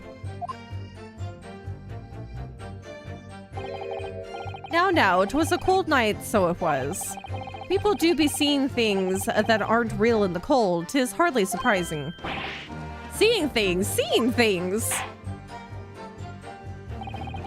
I believe we have reached an impasse here on this particular point. Oh, you. Don't take it personally now, lad. If I'm a suspect in the case, and tis only fair that you and the other fiend are too. Open and free competition is what a capitalist society is all about. This isn't a competition I should like to be involved in, really. Respectable city banker. In any case, neither of us know the first thing about the victim. We had no reason to kill this man. So, you had never met Mr. Thrice-Fired Mason before? No, Lum, no, not once, never. He never met the man before, he said. Never. God, he really is the sidekick. And it's like... How could they not know each other with the way that he acts? Oh my god, he's the silly sidekick. And you, Mr. First, had no prior dealings with the victim either. That's right, sir. Hatters don't have much to do with brickmakers, to be honest. Or to be perfectly honest, sir. I like this case because it's one of the few cases in the franchise where there is no clear sense of progress and everything is just chaotic in a realistic way. It really is. This is why you shouldn't be putting 4 people on the witness stand at once to basically bicker it out. No, I imagine not. You see, how many different ways can I put this? Neither of us have the Well, no. Neither of us have the remotest connection to the gentlemen who were inside the cabin. See, yeah, that part is the lie because we know Fairplay has debts with McGilden. Excuse me. Mr. McGilded. Yes, counsel, what can I be doing for you? Did the witness's last statement give you pause for thought somehow? Not the remotest connection. Is that right now? I wonder. Once again, I love his theme music. What are you insinuating now? Mr. Fairplay, it has been too long, so it has. Eh? If I'm not very much mistaken, I believe 'tis fast approaching, is it not, your repayment date? I beg your pardon. You borrowed 20 guineas from me, sir. At an unconscionable rate of interest, you tricked me. It's extortion. Well now, is that a touch of begrudgery, is it? This sort of begrudgery that might motivate a fella to pass his crimes off on another. Oh my god, look at him! I love the side interactions between the character, because he is just looking back and forth between the both of them, so concerned. Yeah, we talked about this earlier. And young Mr. First. Me, sir? What do you want with me, sir? You do be making hats for a living, do you not? That there top hat sliding about on your head is one of your own creations, is it? Oh, well, I'm still just an apprentice, you understand. I'm learning to find the perfect fit for whatever fine gent walks through the door. The perfect fit, is it? Well, 'tis a very distinctive design, so it is. Many customers like it, I tell you. They like a distinctive touch. Oh, that is correct. Hold on. Yeah, that hat. It's either very much well repaired, or that's a style of hat. Customers, such as thrice fired mason. Oh. There was a photographic print of the victim submitted as evidence afore, my lord. This you mean. I can't help thinking that the poor fellow's hat looks distinctly familiar, wouldn't she say?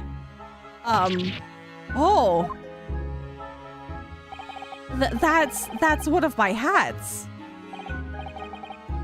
Aye, that it is. So it would seem the brickmaker was a customer of yours. Oh, and he outed himself. The sort of customer I'd wager you could have had a wee quarrel with over the distinctiveness of the goods. Oh, no, sir. Absolutely not, sir. Well, there's really nothing more to add.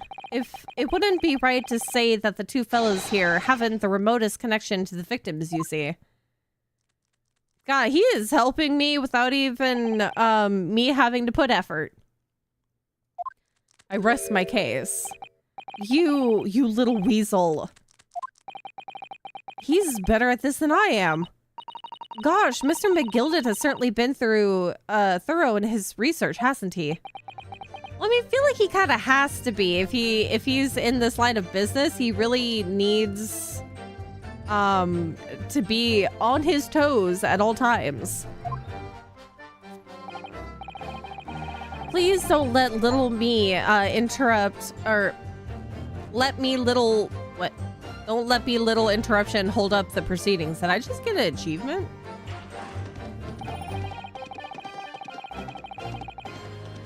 Sorry, my nose is itchy. Oh God, when I start planting, when I start gardening pretty soon, I'm gonna be dying. Oh. I'm hoping that this week that I can get the rest of my gardening demolition done so I can start planting things soon.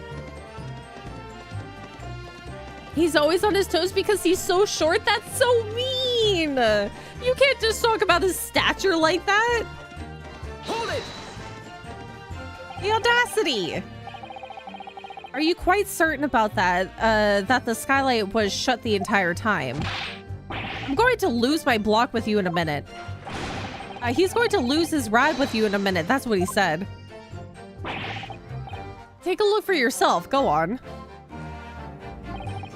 You see? It's shut fast now, just like it was on the night. Doesn't mean it can't be open, stupid. So it is, of course. A fellow the size of Mr. Mason could likely break through it, still and all. What? Just looking at the size of the thing, you understand. Oh, now hold on there a minute, sir. The side of the ting means nothing. Not on its own. Let's consider the bigger picture here, shall we? Let's stop biting our cane, shall we? I was riding the omnibus on another occasion when, well, I broke wind loudly. I shocked myself with it as it happens. What does that have to do with the skylight? What does passing gas have to do with the skylight? Don't be short with me? No. I am probably the least shortest person in this room. In this stream.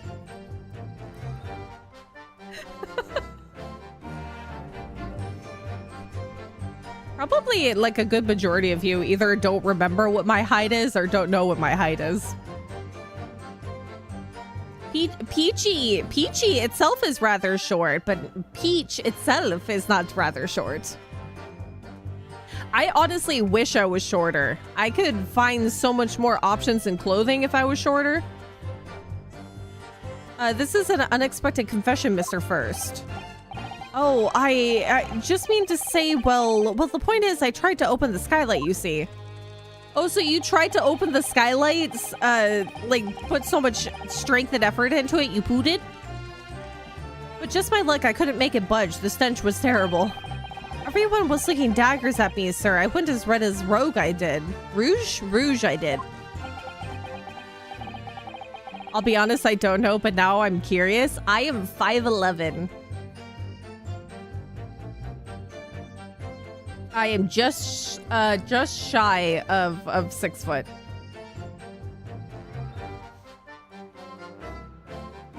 When I put heels on, I tower over people, and it's really funny. Because then I add another few inches to my height. Hi, sea turtle. That's a tall tale if I've ever heard one. It's not a lie. I'm 5'11". I am a tall lady. Like I said, I really wish that I was shorter. Because whenever I try to find socks, so I don't have to wear stockings or leggings, to find like those thigh-high socks, they are basically like, some of the times they're below the knee, or they're just like just above the knee. It's so frustrating.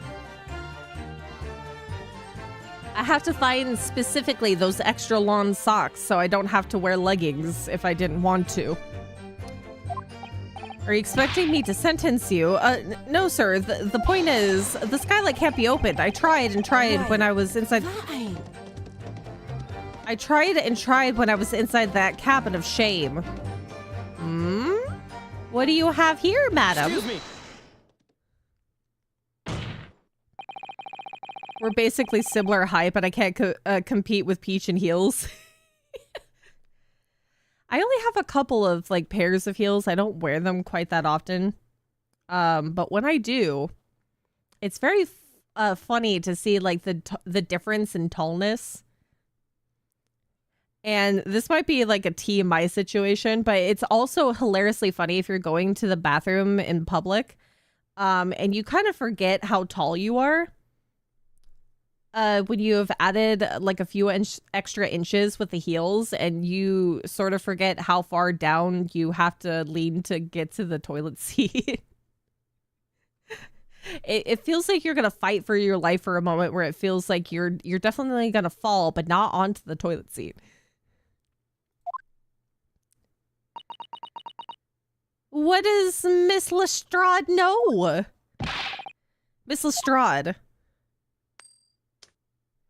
Yeah, he said open it from inside the cabin. That's right. He said open it from inside the cabin. Oh, which means he pulled it inside the cabin.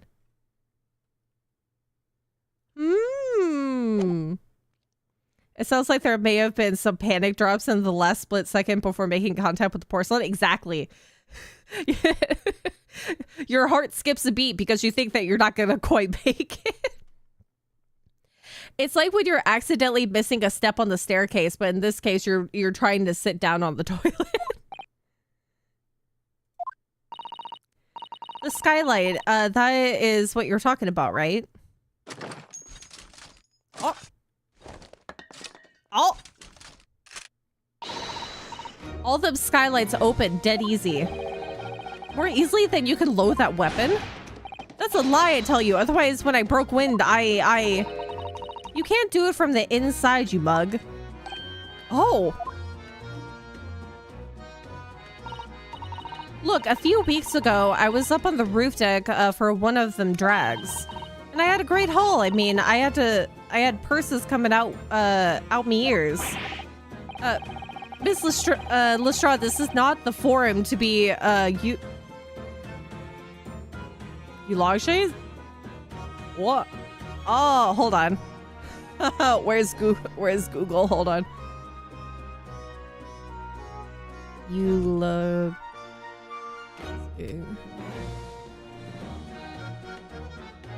Eulogize. Eulogizing? Yes. My brain could not connect and read that properly.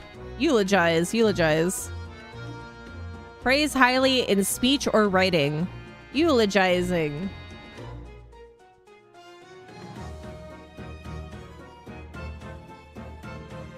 The forum to be eulogizing on the subject of your criminal activities. I love Google. Google makes my life easy. It's the thing is, you know the words, but sometimes your brain doesn't connect with the it either doesn't connect with the sentence structure, and you think that it's gonna be read a different way than it's supposed to be. Oh my god, it's so toasty in my room.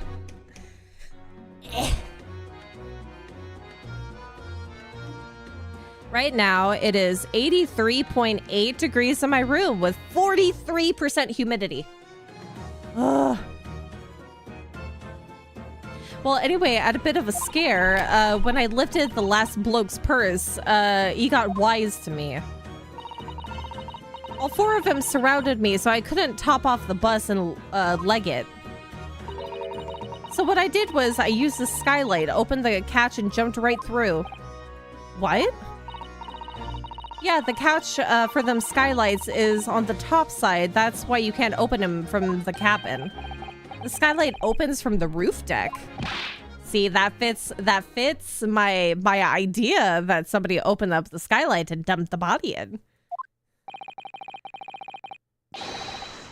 Same route as eulogy. Climb up onto the roof of the omnibus at once and verify this witness's claims.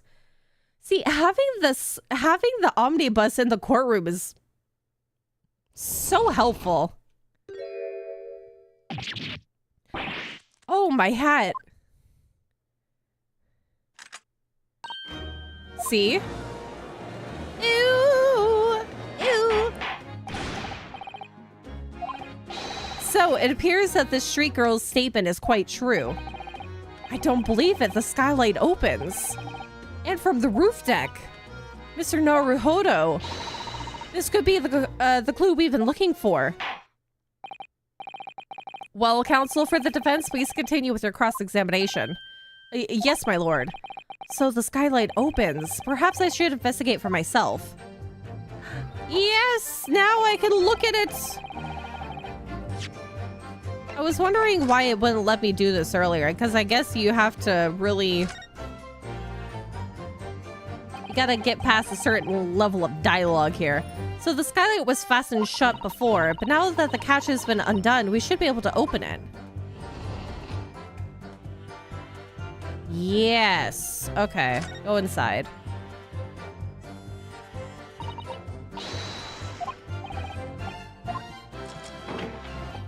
Thank goodness this crime happened on a carriage. Look at that. Oh, would you look at that? There's blood on here. There's blood on here. Yes, it does open very wide, doesn't it? Wide enough to kick someone like you through, certainly, Mr. Naruhodo. Why someone like me? Oh, what is it? Look, just here. Look at this. This without question. Oh. What if the blood just dripped down? But that was a lot of blood that's dripping down from the skylight. It's blood. Why would there be a blood stain there? Surely it can't be unrelated to the case, can it? The scene of the crime, there is a blood stain visible on the frame of the skylight when it's open. Yes. See, now that fits with the blood there, but I'm still a little skeptical about the color of it. It makes the blood look too fresh. The blood be too fresh. You even see... Oh, yeah, you can see the blood from here, too. That's not what I wanted to touch.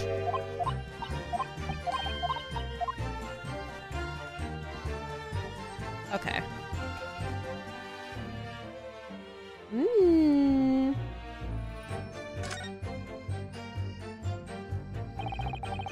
You can certainly see inside the carriage through this opening, that's for sure.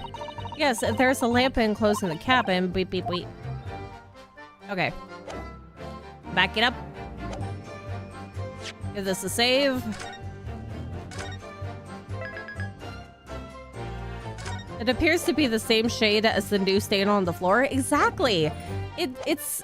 I don't know if it's because of the placement of where the blood is, but blood usually oxidizes and gets darker. And it's been 3 days. Why is it so bright? But I know that might just be... That could just be an oversight. Because there's a lot of time where you see some inconsistencies in something, but because it's an Ace Attorney game, it has actual no relevance to the case. If you're so sure the victim fell through the skylight, where is your proof? I can now put the proof here. Hold it! I'm gonna press it anyway, though. Proof. That's right, I demand to hear it. We came here to say what we saw. I tell you, not for this. But you can call us both, cheesers? Chicers? Brand us as criminals. You call us liars. That's what he means, and accuse us of doing it. As it stands at the moment, there's no hard evidence that incriminates yourselves now, is there? I believe we're in much of the same position as one another here. Oh. If I don't crack this case soon, he'll crack his teeth. Are we sure that his teeth are really his teeth? Wonder if these two men really were involved in some way. I couldn't say. I mean, I don't really know anything about them, do I? Are they gonna claim at some point that Van Zieks accidentally, like, dropped his wine while investigating the carriage? And he's gonna say it's not actually blood. I hope not. I don't really know anything about Mr. McGilded either. It's so hard to know what to believe here. I think we should try to remember that it's evidence alone that can truly determine the outcome of a trial. Evidence. No one can argue against decisive evidence, including the members of the jury. So you're saying that what we need now is to find a conclusive piece of evidence. Yes, Mr. Naruhodo, precisely. Okay, so that last one we can present the carriage.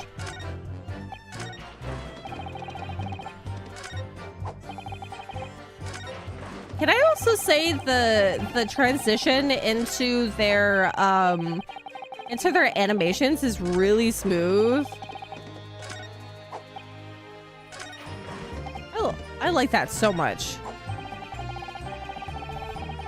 Okay. Present omnibus. Objection.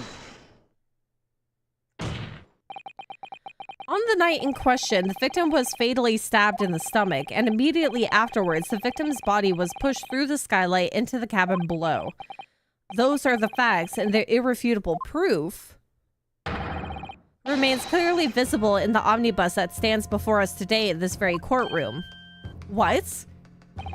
That's utter humbug. You can't possibly have any evidence. Possibly have any evidence?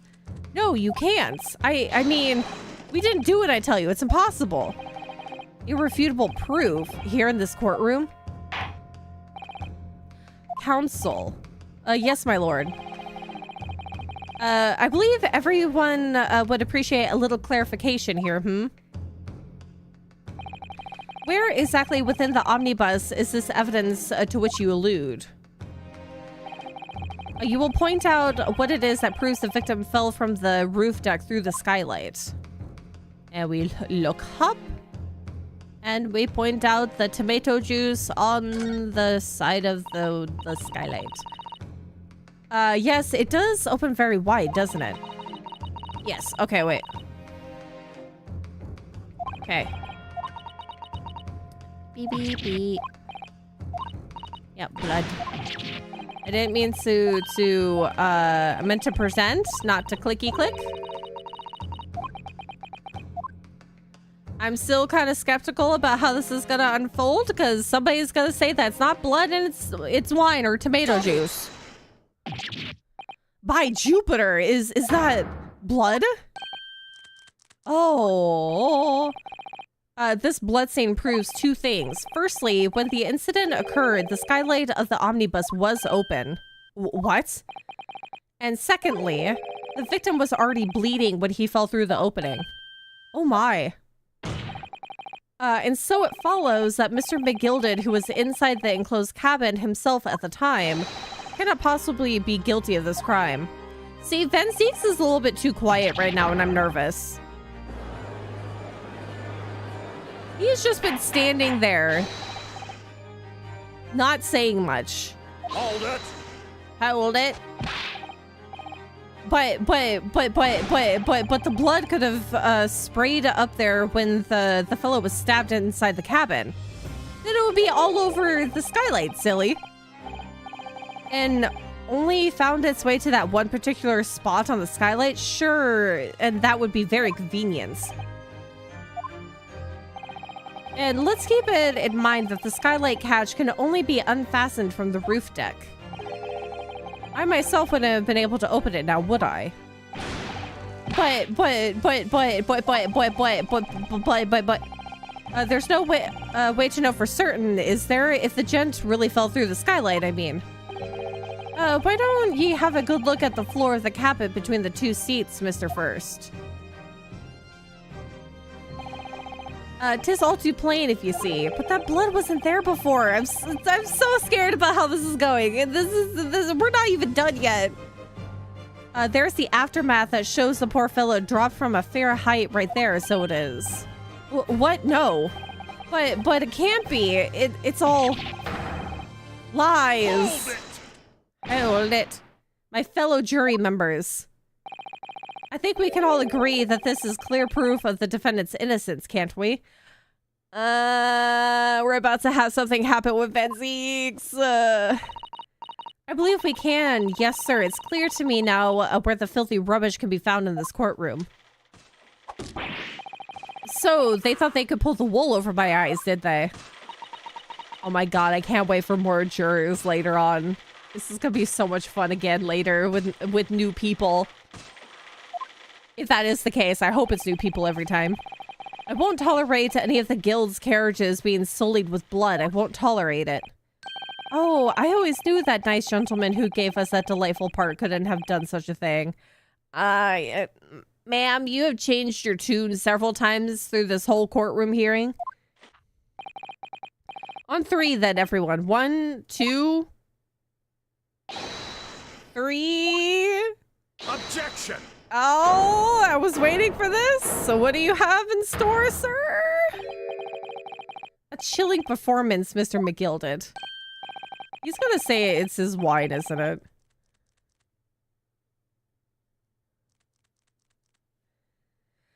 Oh, and what would he be referred to now, to there now, Lord Van Zeeks?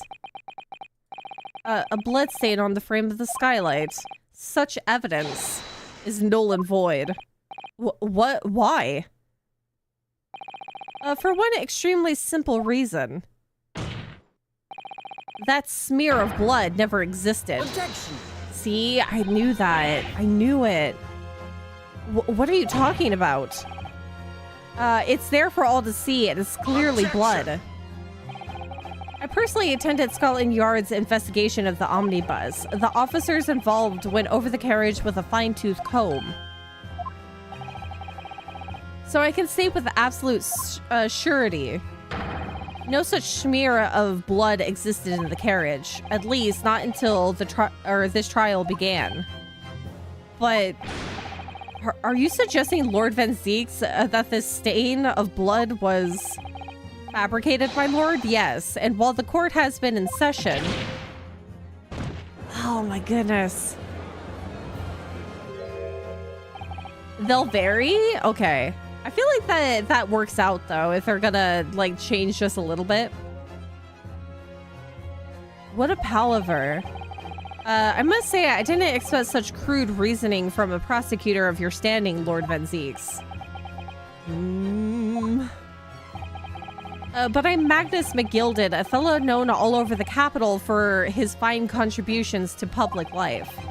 I don't take kindly to slander, and I'll fight it to the bitter end. Even if it's rolling off the tongue of the Reaper of the Bailey. Mr. McGilded, I realize that this is your first appearance in court as the accused. However, I'm well aware of your involvement behind the scenes in a great many affairs of dubious nature. You're very adept when it comes to avoiding getting your own hands dirty. And each time it happens that a case you're involved in is investigated, you adapt the facts. Adapt the facts? What does that even mean? I'm surprised that wine still has that wine bottle still has wine in it. You see tea snails on the throne? It's gonna be a whole snail council. When you wield a fortune the size of Mr. McGilded's, however ill-gotten it may be, nothing is impossible. Tampering with evidence, manipulating the scene of a crime, bribing witnesses. I toast your ability to concoct the most convenient of stories, sir. Tut tut, Lord Van Zeeks. This will not do, to be sure. Will it now, counsel? Oh, no. I think it's fair to say that this does all sound like a rather far-fetched excuse by a desperate man. The blood on the skylight didn't exist, you say? Oh? But if you will all cast your minds back, it is not true that the omnibus there has been in the courtroom this entire time. How could anyone possibly have put a smear of blood in it without the world and his wife seeing? Isn't that right now, counsel? I mean... No, I mean, it's not true because we had the whole smoke screen incident. The omnibus has been in full view the entire time that the court has been in session. My learned friend. Yeah, the giant smoke bomb. Here's to hearing your opinion on this matter in your own words.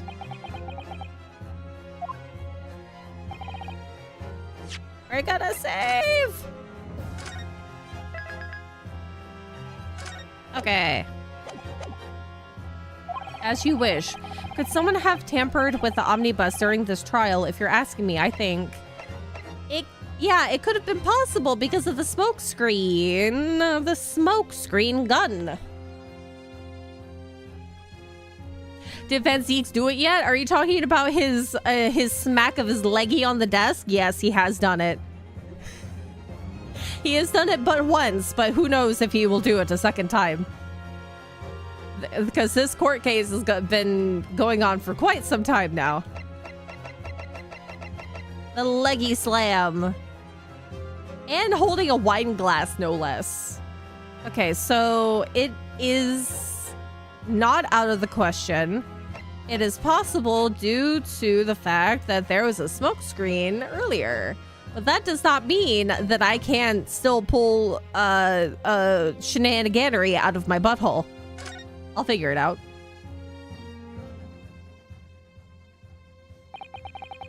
As a defense lawyer, it's my job to advocate for the defendant as best I can, but still, I feel as though there's something even more important at stake here. There is no evidence to suggest that the defendant did as my learned friend suggests. However, in terms of having the opportunity to carry out the alleged tampering, there is one possibility. Oh. Good gracious. Explain yourself, counsel.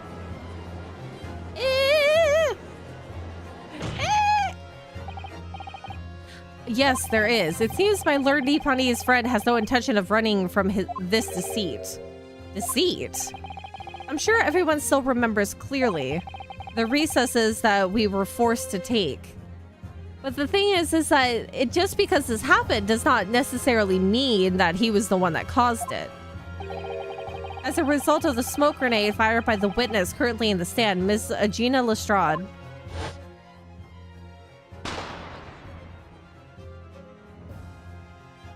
The smoke. What is going on? Be careful, Mr. Naruhodo. Cover your face.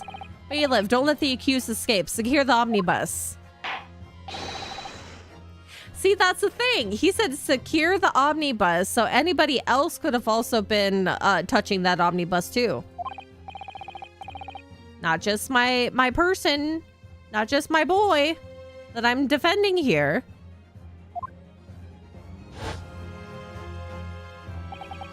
The courtroom was filled with smoke and everyone was thrown into confusion. All of us were bade to leave this chamber.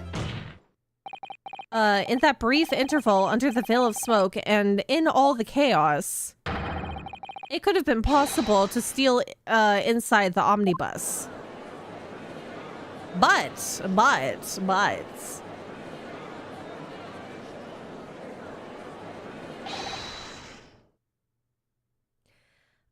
I was watching someone who was saying Lestrade. It was like getting a tiny poke every time. You could read it that way because it doesn't really have a like an accent over the A. Lestrade. I think it's more pronounced Lestrade though. But it's worded a little bit differently. Spelled. What are you trying to pull, ye rotten feckless gouger? Feckless gouger? You're supposed to be defending me. 'Tis a wicked plot. 'Tis a plot to undermine me, so it is. Objection. Whatever you think this is, it changes nothing. The facts are the same. You could, and I didn't blame them, but chat was busy and my attempted corrections weren't catching traction. Yeah, I get it. There's just some ways to say words that really don't sound pleasant to the ears. So it's when you know that it's said one way more than the other, it does prickle at you. After this courtroom was evacuated earlier as a result of the smoke grenade, a number of inconsistencies materialized in relation to the omnibus. Inconsistencies such as... to start with, the storage compartment underneath the rear passenger seat. When the police investigated the omnibus, this compartment was full of the driver's items.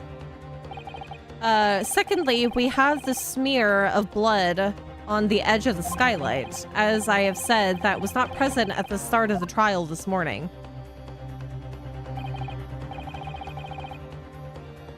Also, I've watched a couple of Sherlock adaptions. That's the only reason I know. Yeah. It's one of those weird words, weird names that is definitely... You think it's one way, but it's definitely the other. Unfortunately, Lord Van Zeeks, no one is able to corroborate your claims. That's true. When the omnibus was first wheeled out, both the storage compartment and the skylight were shut. Accordingly, I'm afraid to say we cannot establish with any certainty if this evidence is the result of tampering or not. Indeed, my lord, no doubt there was not a single person who saw fit to verify such things. What do you think? Sorry? About the omnibus. Is there anything else unusual about the omnibus? I feel like that's a yes. Can I look at the omnibus again? Oh, whoop, wrong one. What else could have possibly changed on this omnibus other than the skylight?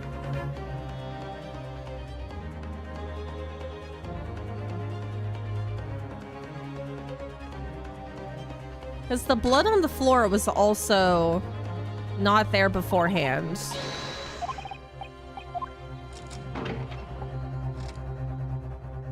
But I do feel like there could be other things that are wrong here.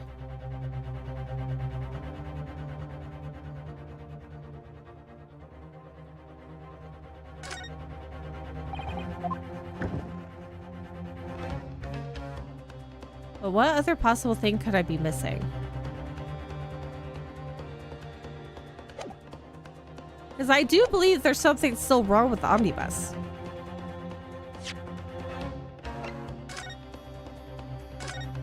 Because he has been saying that there's weird things about it. He just doesn't know where he can, like, place his finger about it.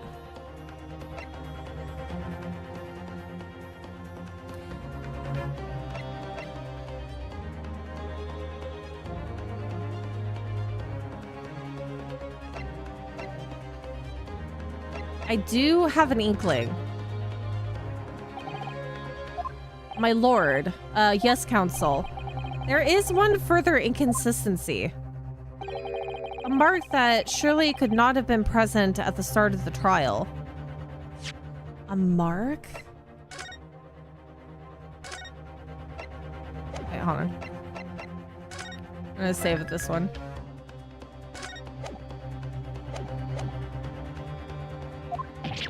Oh, what?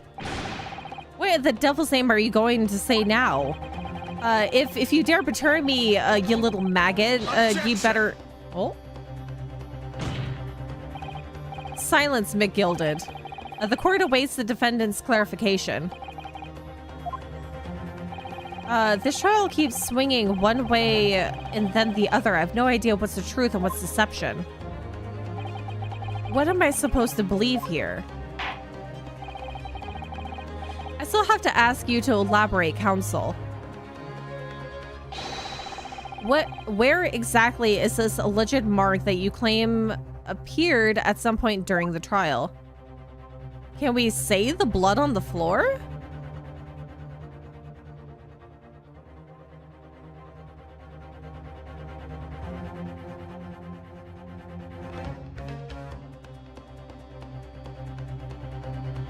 Because that's the only one, that's the only other really obvious one that's there.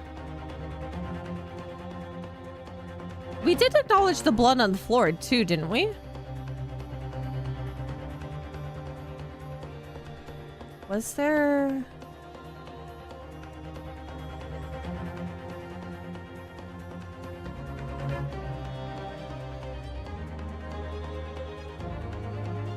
Yeah, let's see if this is it. Either that or I might... If we consider that the victim fell through the skylight onto the floor of the cabin, you would certainly expect to find signs of blood there where he landed. But as far as I recall, this blood stain on the cabin floor was not there when the omnibus was first brought into the courtroom. Okay. Yeah, the stuff that was missing in the hidey hole, that one was definitely outright stated. But the blood on the floor, specifically after talking about the blood that was on the skylight, we haven't fully said that yet. Good lord. Yes, I do believe you're correct, counsel. Well said. Although, as advocate for the defense, one might say that was a very careless slip of the tongue. Deep breaths. I believe that blood stain on the floor is a decisive piece of evidence. But if the question is whether that evidence is genuine or whether it's unlawfully fabricated by someone, I feel compelled to admit that there is at least a possibility that the evidence is fake.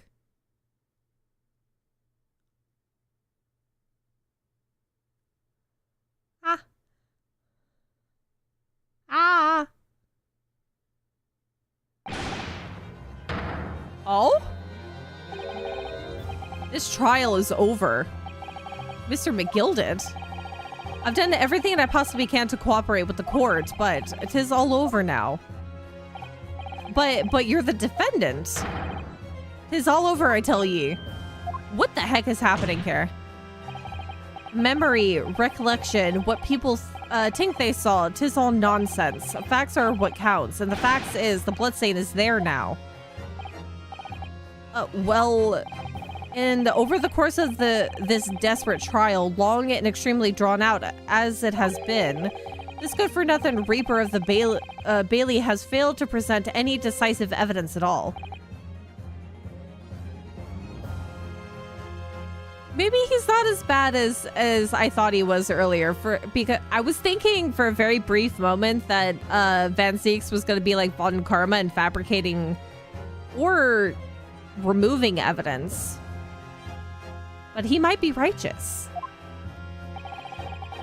I'm scandalized, so I am. I thought better of Lord Van Zieks.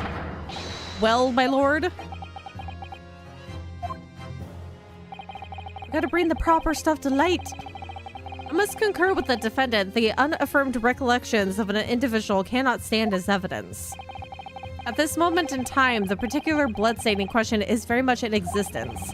And in the absence of any credible method by which to prove its alleged previous non-existence,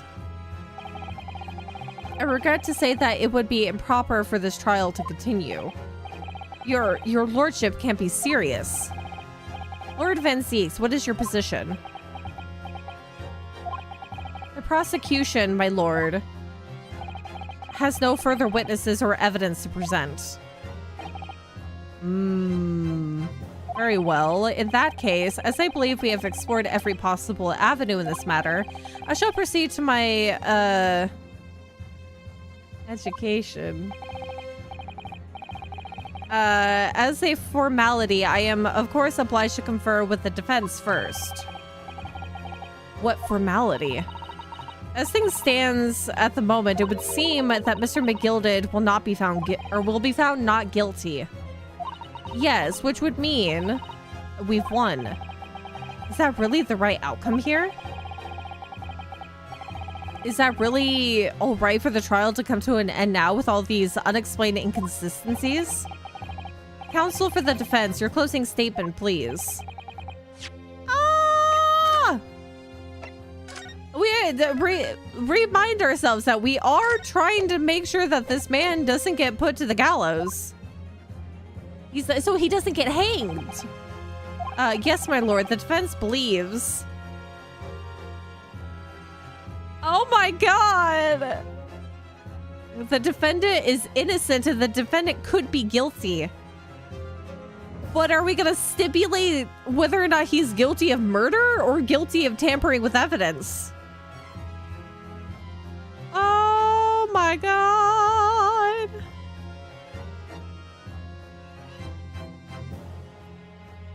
Because if I say he's outright innocent with the way that he's been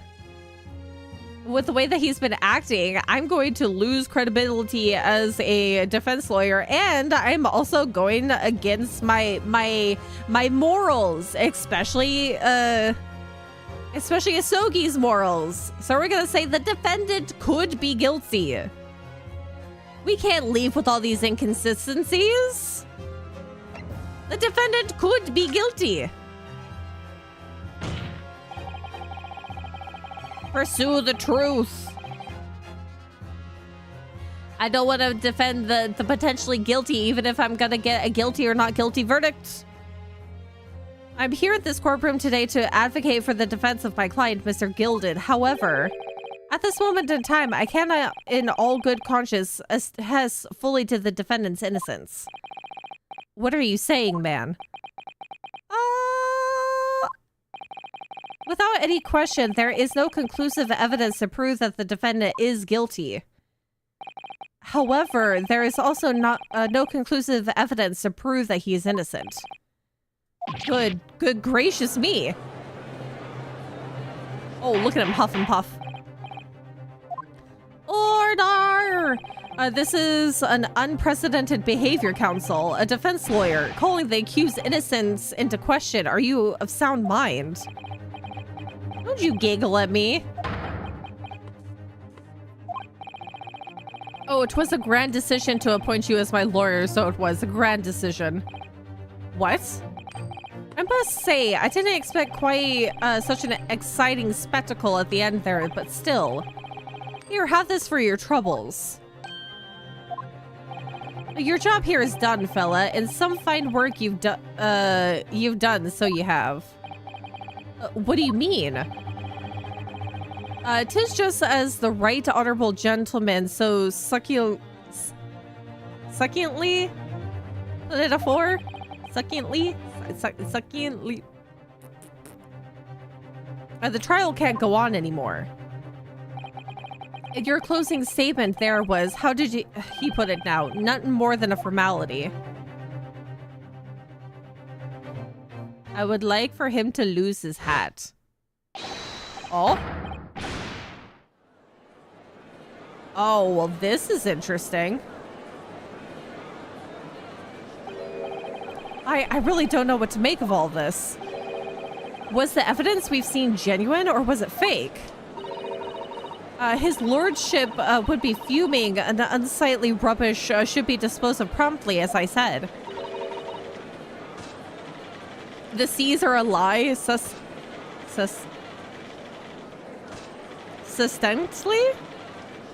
Succinctly. Frickin' seas.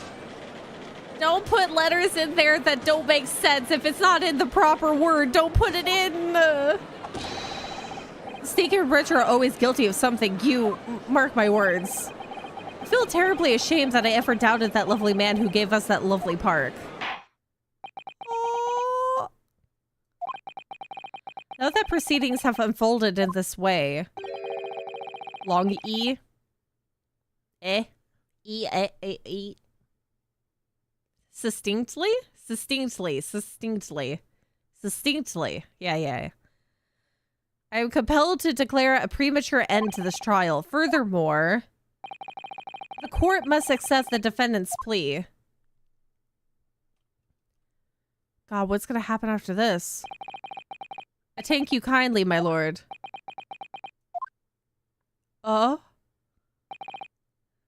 I hereby pronounce the verdict of this court. Objection. Oh! But we still haven't determined if the bloodstain in the omnibus is genuine or not. We don't know if these witnesses are telling the truth or a pack of lies. We have no idea about the truth. Lord Van Zeeks. My lord? The case made by the prosecution was flawed, plain and simple. Oh, succinctly. As I stand correctly, oh my god. Oh, it's getting worse. Ooh. I don't even know how I pronounce that.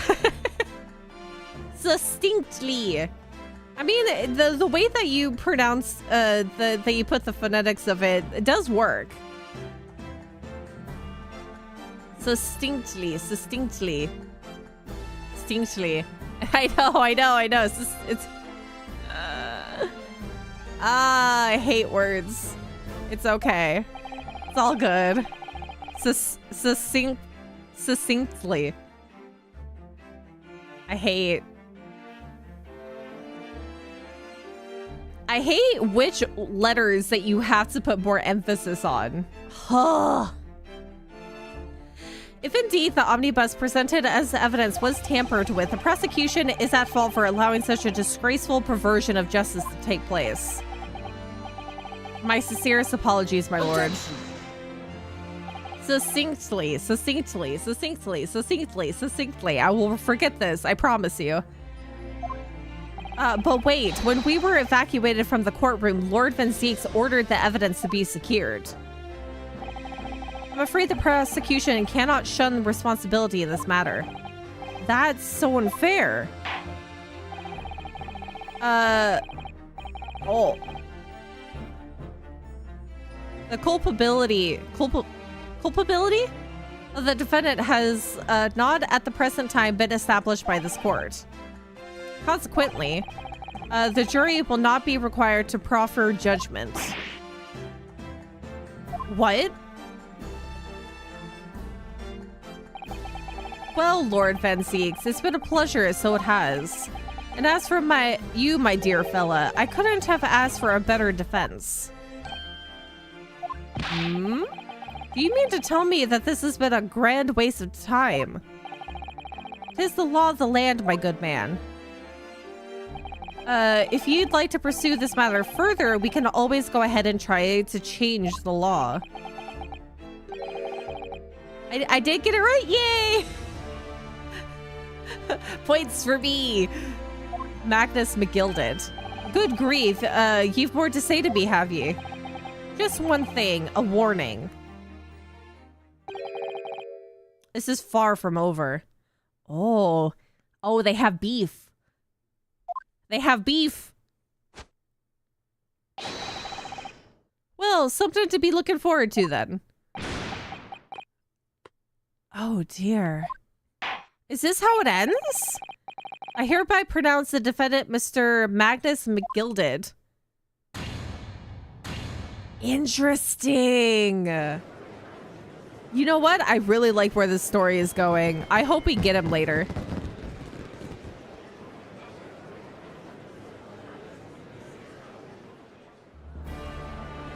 We did get to insult a respected banker. This is an outrage. What are you talking about? The man's been cleared. He's innocent. Due to lack of evidence. Reaper will get his verdict. With the courtroom in pandemonium for the second time that day, the judge delivered his verdict. And my first ever trial in Great Britain came to an abrupt end. With the defendant being found not guilty, ostensibly a victory for us. God, this is not a feel-good victory. Yeah, the evidence being tampered with definitely messed with us. 18th February, 5:14, the Old Bailey Defendant's Antechamber. I feel bad for Van Zieks. It seems like he genuinely wants to have, like, a fair trial. He's definitely not like Von Karma. And it seems that he is definitely trying to bring what this man is doing to light. And was hoping that this would work out. This is interesting. I like the backstory of this. That certainly was a long trial. Yes, it was. Your first ever trial on foreign soil and your first victory was a wonderful performance. My heartfelt congratulations. And to you, Miss Susato, thank you for your assistance. I suppose we should be happy. The trouble is, we're still completely in the dark about what actually happened. Well, we didn't have enough time. But isn't it wrong? I mean, who was actually responsible for Mr. Mason's death? We don't even know that. The sole aim of the defense is to obtain a verdict that exonerates the defendant. You carried out your duty to perfection. Aye, that you did.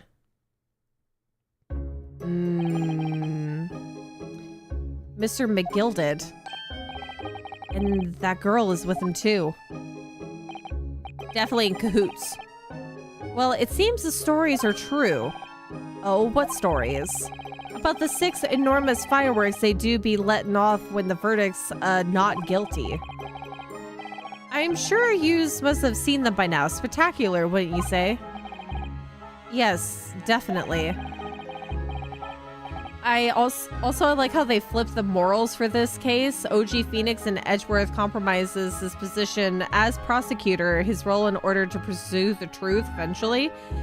Yes, this is a really great turn of events.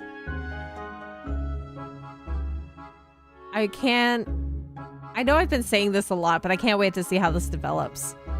I heard it was a sight to behold, and to be sure it was. And I've you to thank, I suppose, for having an opportunity to see it. There's another thing that I like about the Great Ace Attorney so far is that all of these cases are very much... It's literally telling more of a story than most of the other Phoenix Wright cases. Because you have like so much time in between, or you have like times where you're going back into the past and everything. This is a more like linear path, and it's really neat. It's telling a really good story. Do you remember what they said about the Reaper, that he does get his verdict? I'm hoping. We still have 2 more cases in this game after this one. And I've you to thank, I suppose, for having an opportunity to see it. Because we're on the 3rd case, and there's 5 in total. Or at least that's what I've been seeing. I wonder if there's a case that they haven't shown me yet in this one. Yes, in a way. Oh, is he gonna murder him after? I wonder. Is justice gonna be served in a different way outside of the courtroom? Oh, I don't know about that. I'm not sure I really did anything.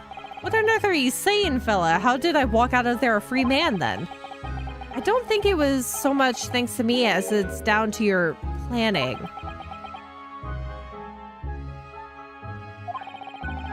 You're a straight-talking fella, aren't ye? I must say he had me astray in the head there for once or twice. But you're young and headstrong. 'Tis water under the bridge.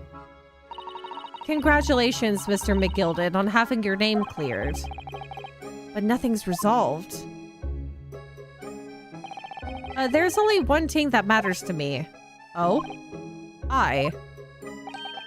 They've all seen that I didn't do that odious and abstinent deed. 'Tis grand, is it not? I suppose it is.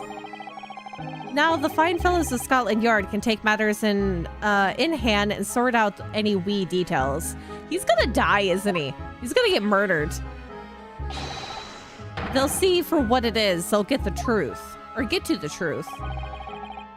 I have absolute faith in them, so I have. After all, I do be providing a good number of their wages with all the taxes I pay. Oh, you have... Interesting. So that basically means that when they secured the omnibus due to the smoke grenade, that they could have done it themselves, Scotland Yard. Oh, how dubious. I see where this has gone. It's not that funny. So then... As we agreed aforehand, 1,000 guineas for your troubles, fellas. Oh, no, I couldn't possibly accept that much. Arrah, be whist. You're a humble people, are ye, from the east? You from the east. Well, if you insist. But have this, still and all, you deserve a reward. Mr. Magnus McGilded, bailiff. Everything is ready, sir, if you'd like to follow me into the courtroom. Oh? Into the courtroom? What's this, officer? 'Tis sooner than I was led to believe. I hope it's not inconvenient, sir. There were some changes to the schedule. Yeah, it definitely has him in the palm of their hand. Well, I must be making tracks now. 'Tis time for the inspection. Sorry, what inspection? They're going to examine the omnibus again, so I'm told. I asked if I could be present for it myself. That's fishy. You're going to examine it again? How? Now? Naturally, I'm under no obligation to take part in any more of this matter now, but as an upstanding member of London society, I do be doing my me best to help where I can. 'Tis a gentleman's duty, so it is. I see. So then, fare thee well. 'Twas an absolute pleasure meeting yous. And this is why the Wright & Co. law offices will always be on the verge of closing. We should have just taken the 1,000 guineas. We're gonna be so poor soon. I hope ye have a whale of a time while you're studying here in Great Britain. And there he goes, a free man. Oh? Oh, I forgot she was here too. Oh. There she goes. Oh, she's taking so long for her escape. Don't move. Whereas, I want to say get a move on. She really does take forever to load that thing. Miss Lestrade, would you mind putting that thing down? What, do you think I was gonna attack you in here? You're a grown-up. Sorry? And I ate all grown-ups. How old is my boy again? 20-something?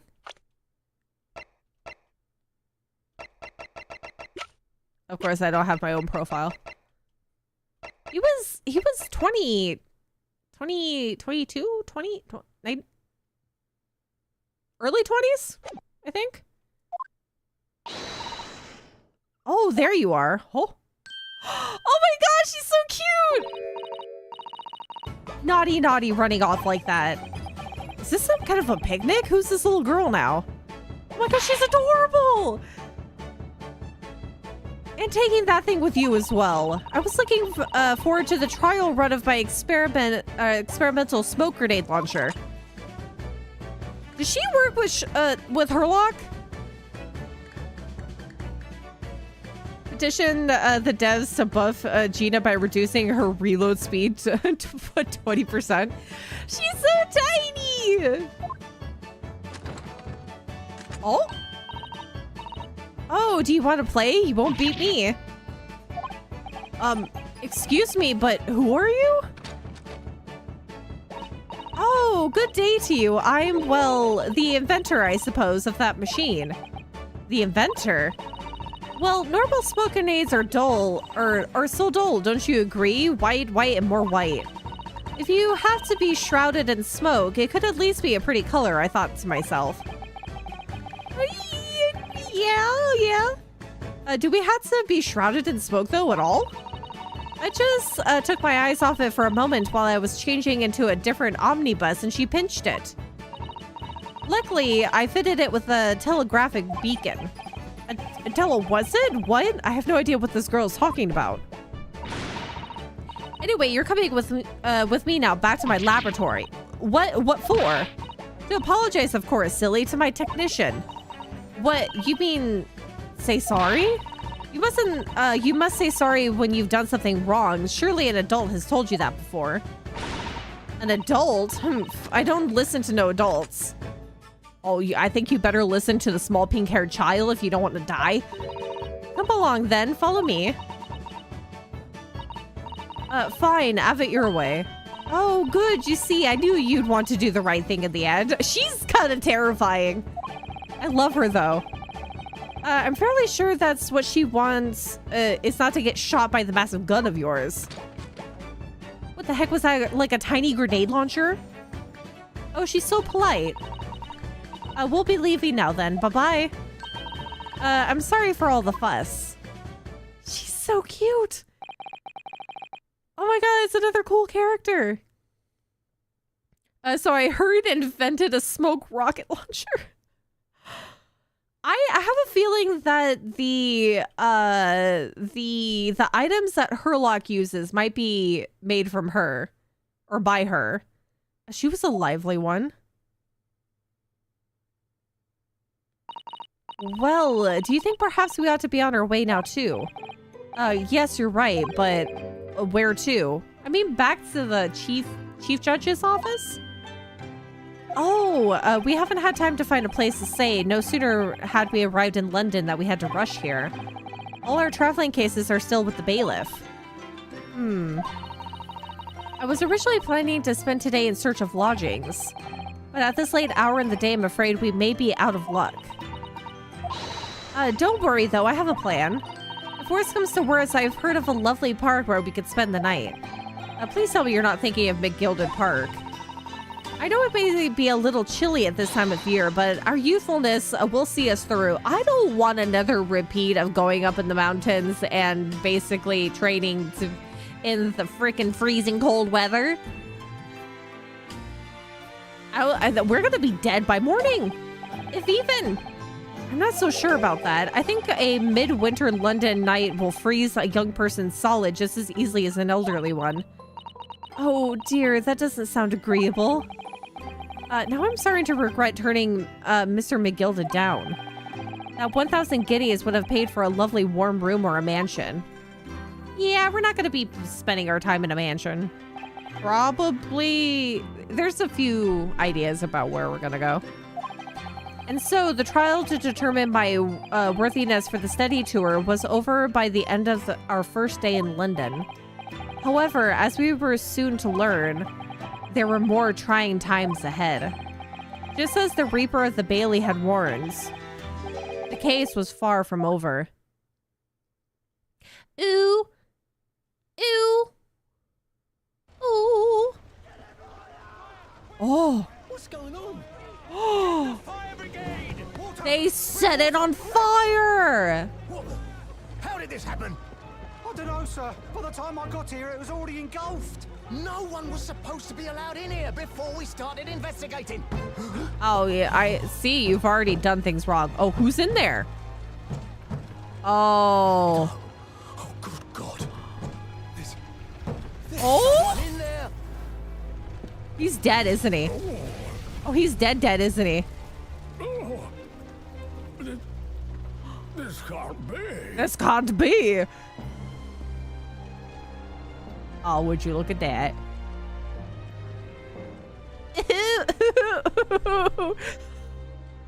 He's not surprised at all. Now, is he? The end. Can I say that was a really lovely close-up of his face? Oh, and I love it doesn't even show who it is that was inside there, but we definitely know who it is. We definitely know. Save that into the third one there. Oh, the clouded kokoro. Oh, yes. Oh, this is gonna be great. The Adventure of the Clouded Kokoro. Clouded Hearts? Yeah, 5 episodes. So we have 2 more left. We will be going into this tomorrow. So we don't have to wait long. Next week, we are definitely going to be playing a lot more of the Great Ace Attorney. It's going to probably be just another week of it. And I'm freaking excited. Yeah, we served justice in a way, but I guess our last minute help after the fact was not helpful at all. But if we can go off of this last cutscene here, we know who's dead. Oh, excuse me. Oh my God, I'm burping for no reason.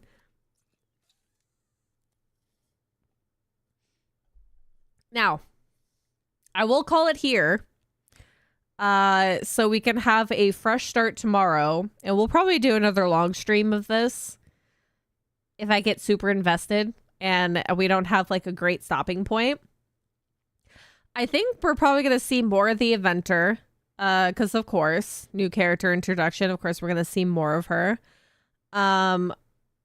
Maybe due to the pictures I'm seeing that we're probably going to see Herlock again. I'm hoping. I would love to investigate with Herlock again, even though he is very much a big goober, but he's not, I don't think I'm going to be blamed for murder again anytime soon, so it'll probably be fine.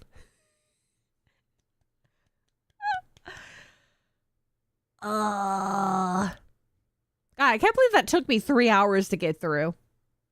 I did get stuck for a brief moment. I, once again, absolutely love the jury system. And I'm so glad that I don't have to do that convincing the jury twice. At least not in this session. I'm hoping I don't have to do that more than once. But I guess depending on how long the trial is and depending on whether we're going to do like the normal stuff of investigating, courtroom, and investigating, we may have to do it more than once, depending on how many times we pop our heads in and out of the courtroom. Sadly, I'm pretty sure I'll have to miss tomorrow, but enjoy the case. That is completely good. That's really why I like YouTube when it comes to streaming, because the videos after the fact are almost immediately uploaded after. But with that, I hope you guys have a great rest of your day, and I hope going into the weekend is great, and I'll see you guys tomorrow for more Ace Attorney. Take care of yourself, feed yourself, take your vitamins, do some laundry. What else? Take a shower. It's starting to get toasty in some places again, so if you're sweaty, don't forget to shower and deodorant. Thanks for the stream and have a wonderful weekend. You too, No Face. I hope everybody has a wonderful weekend. I will be seeing you tomorrow, as you know, if things go well. And yeah. Goodbye, everyone. Good night. Have good sleep and good dreams if you dream. And I'll see you tomorrow. Goodbye.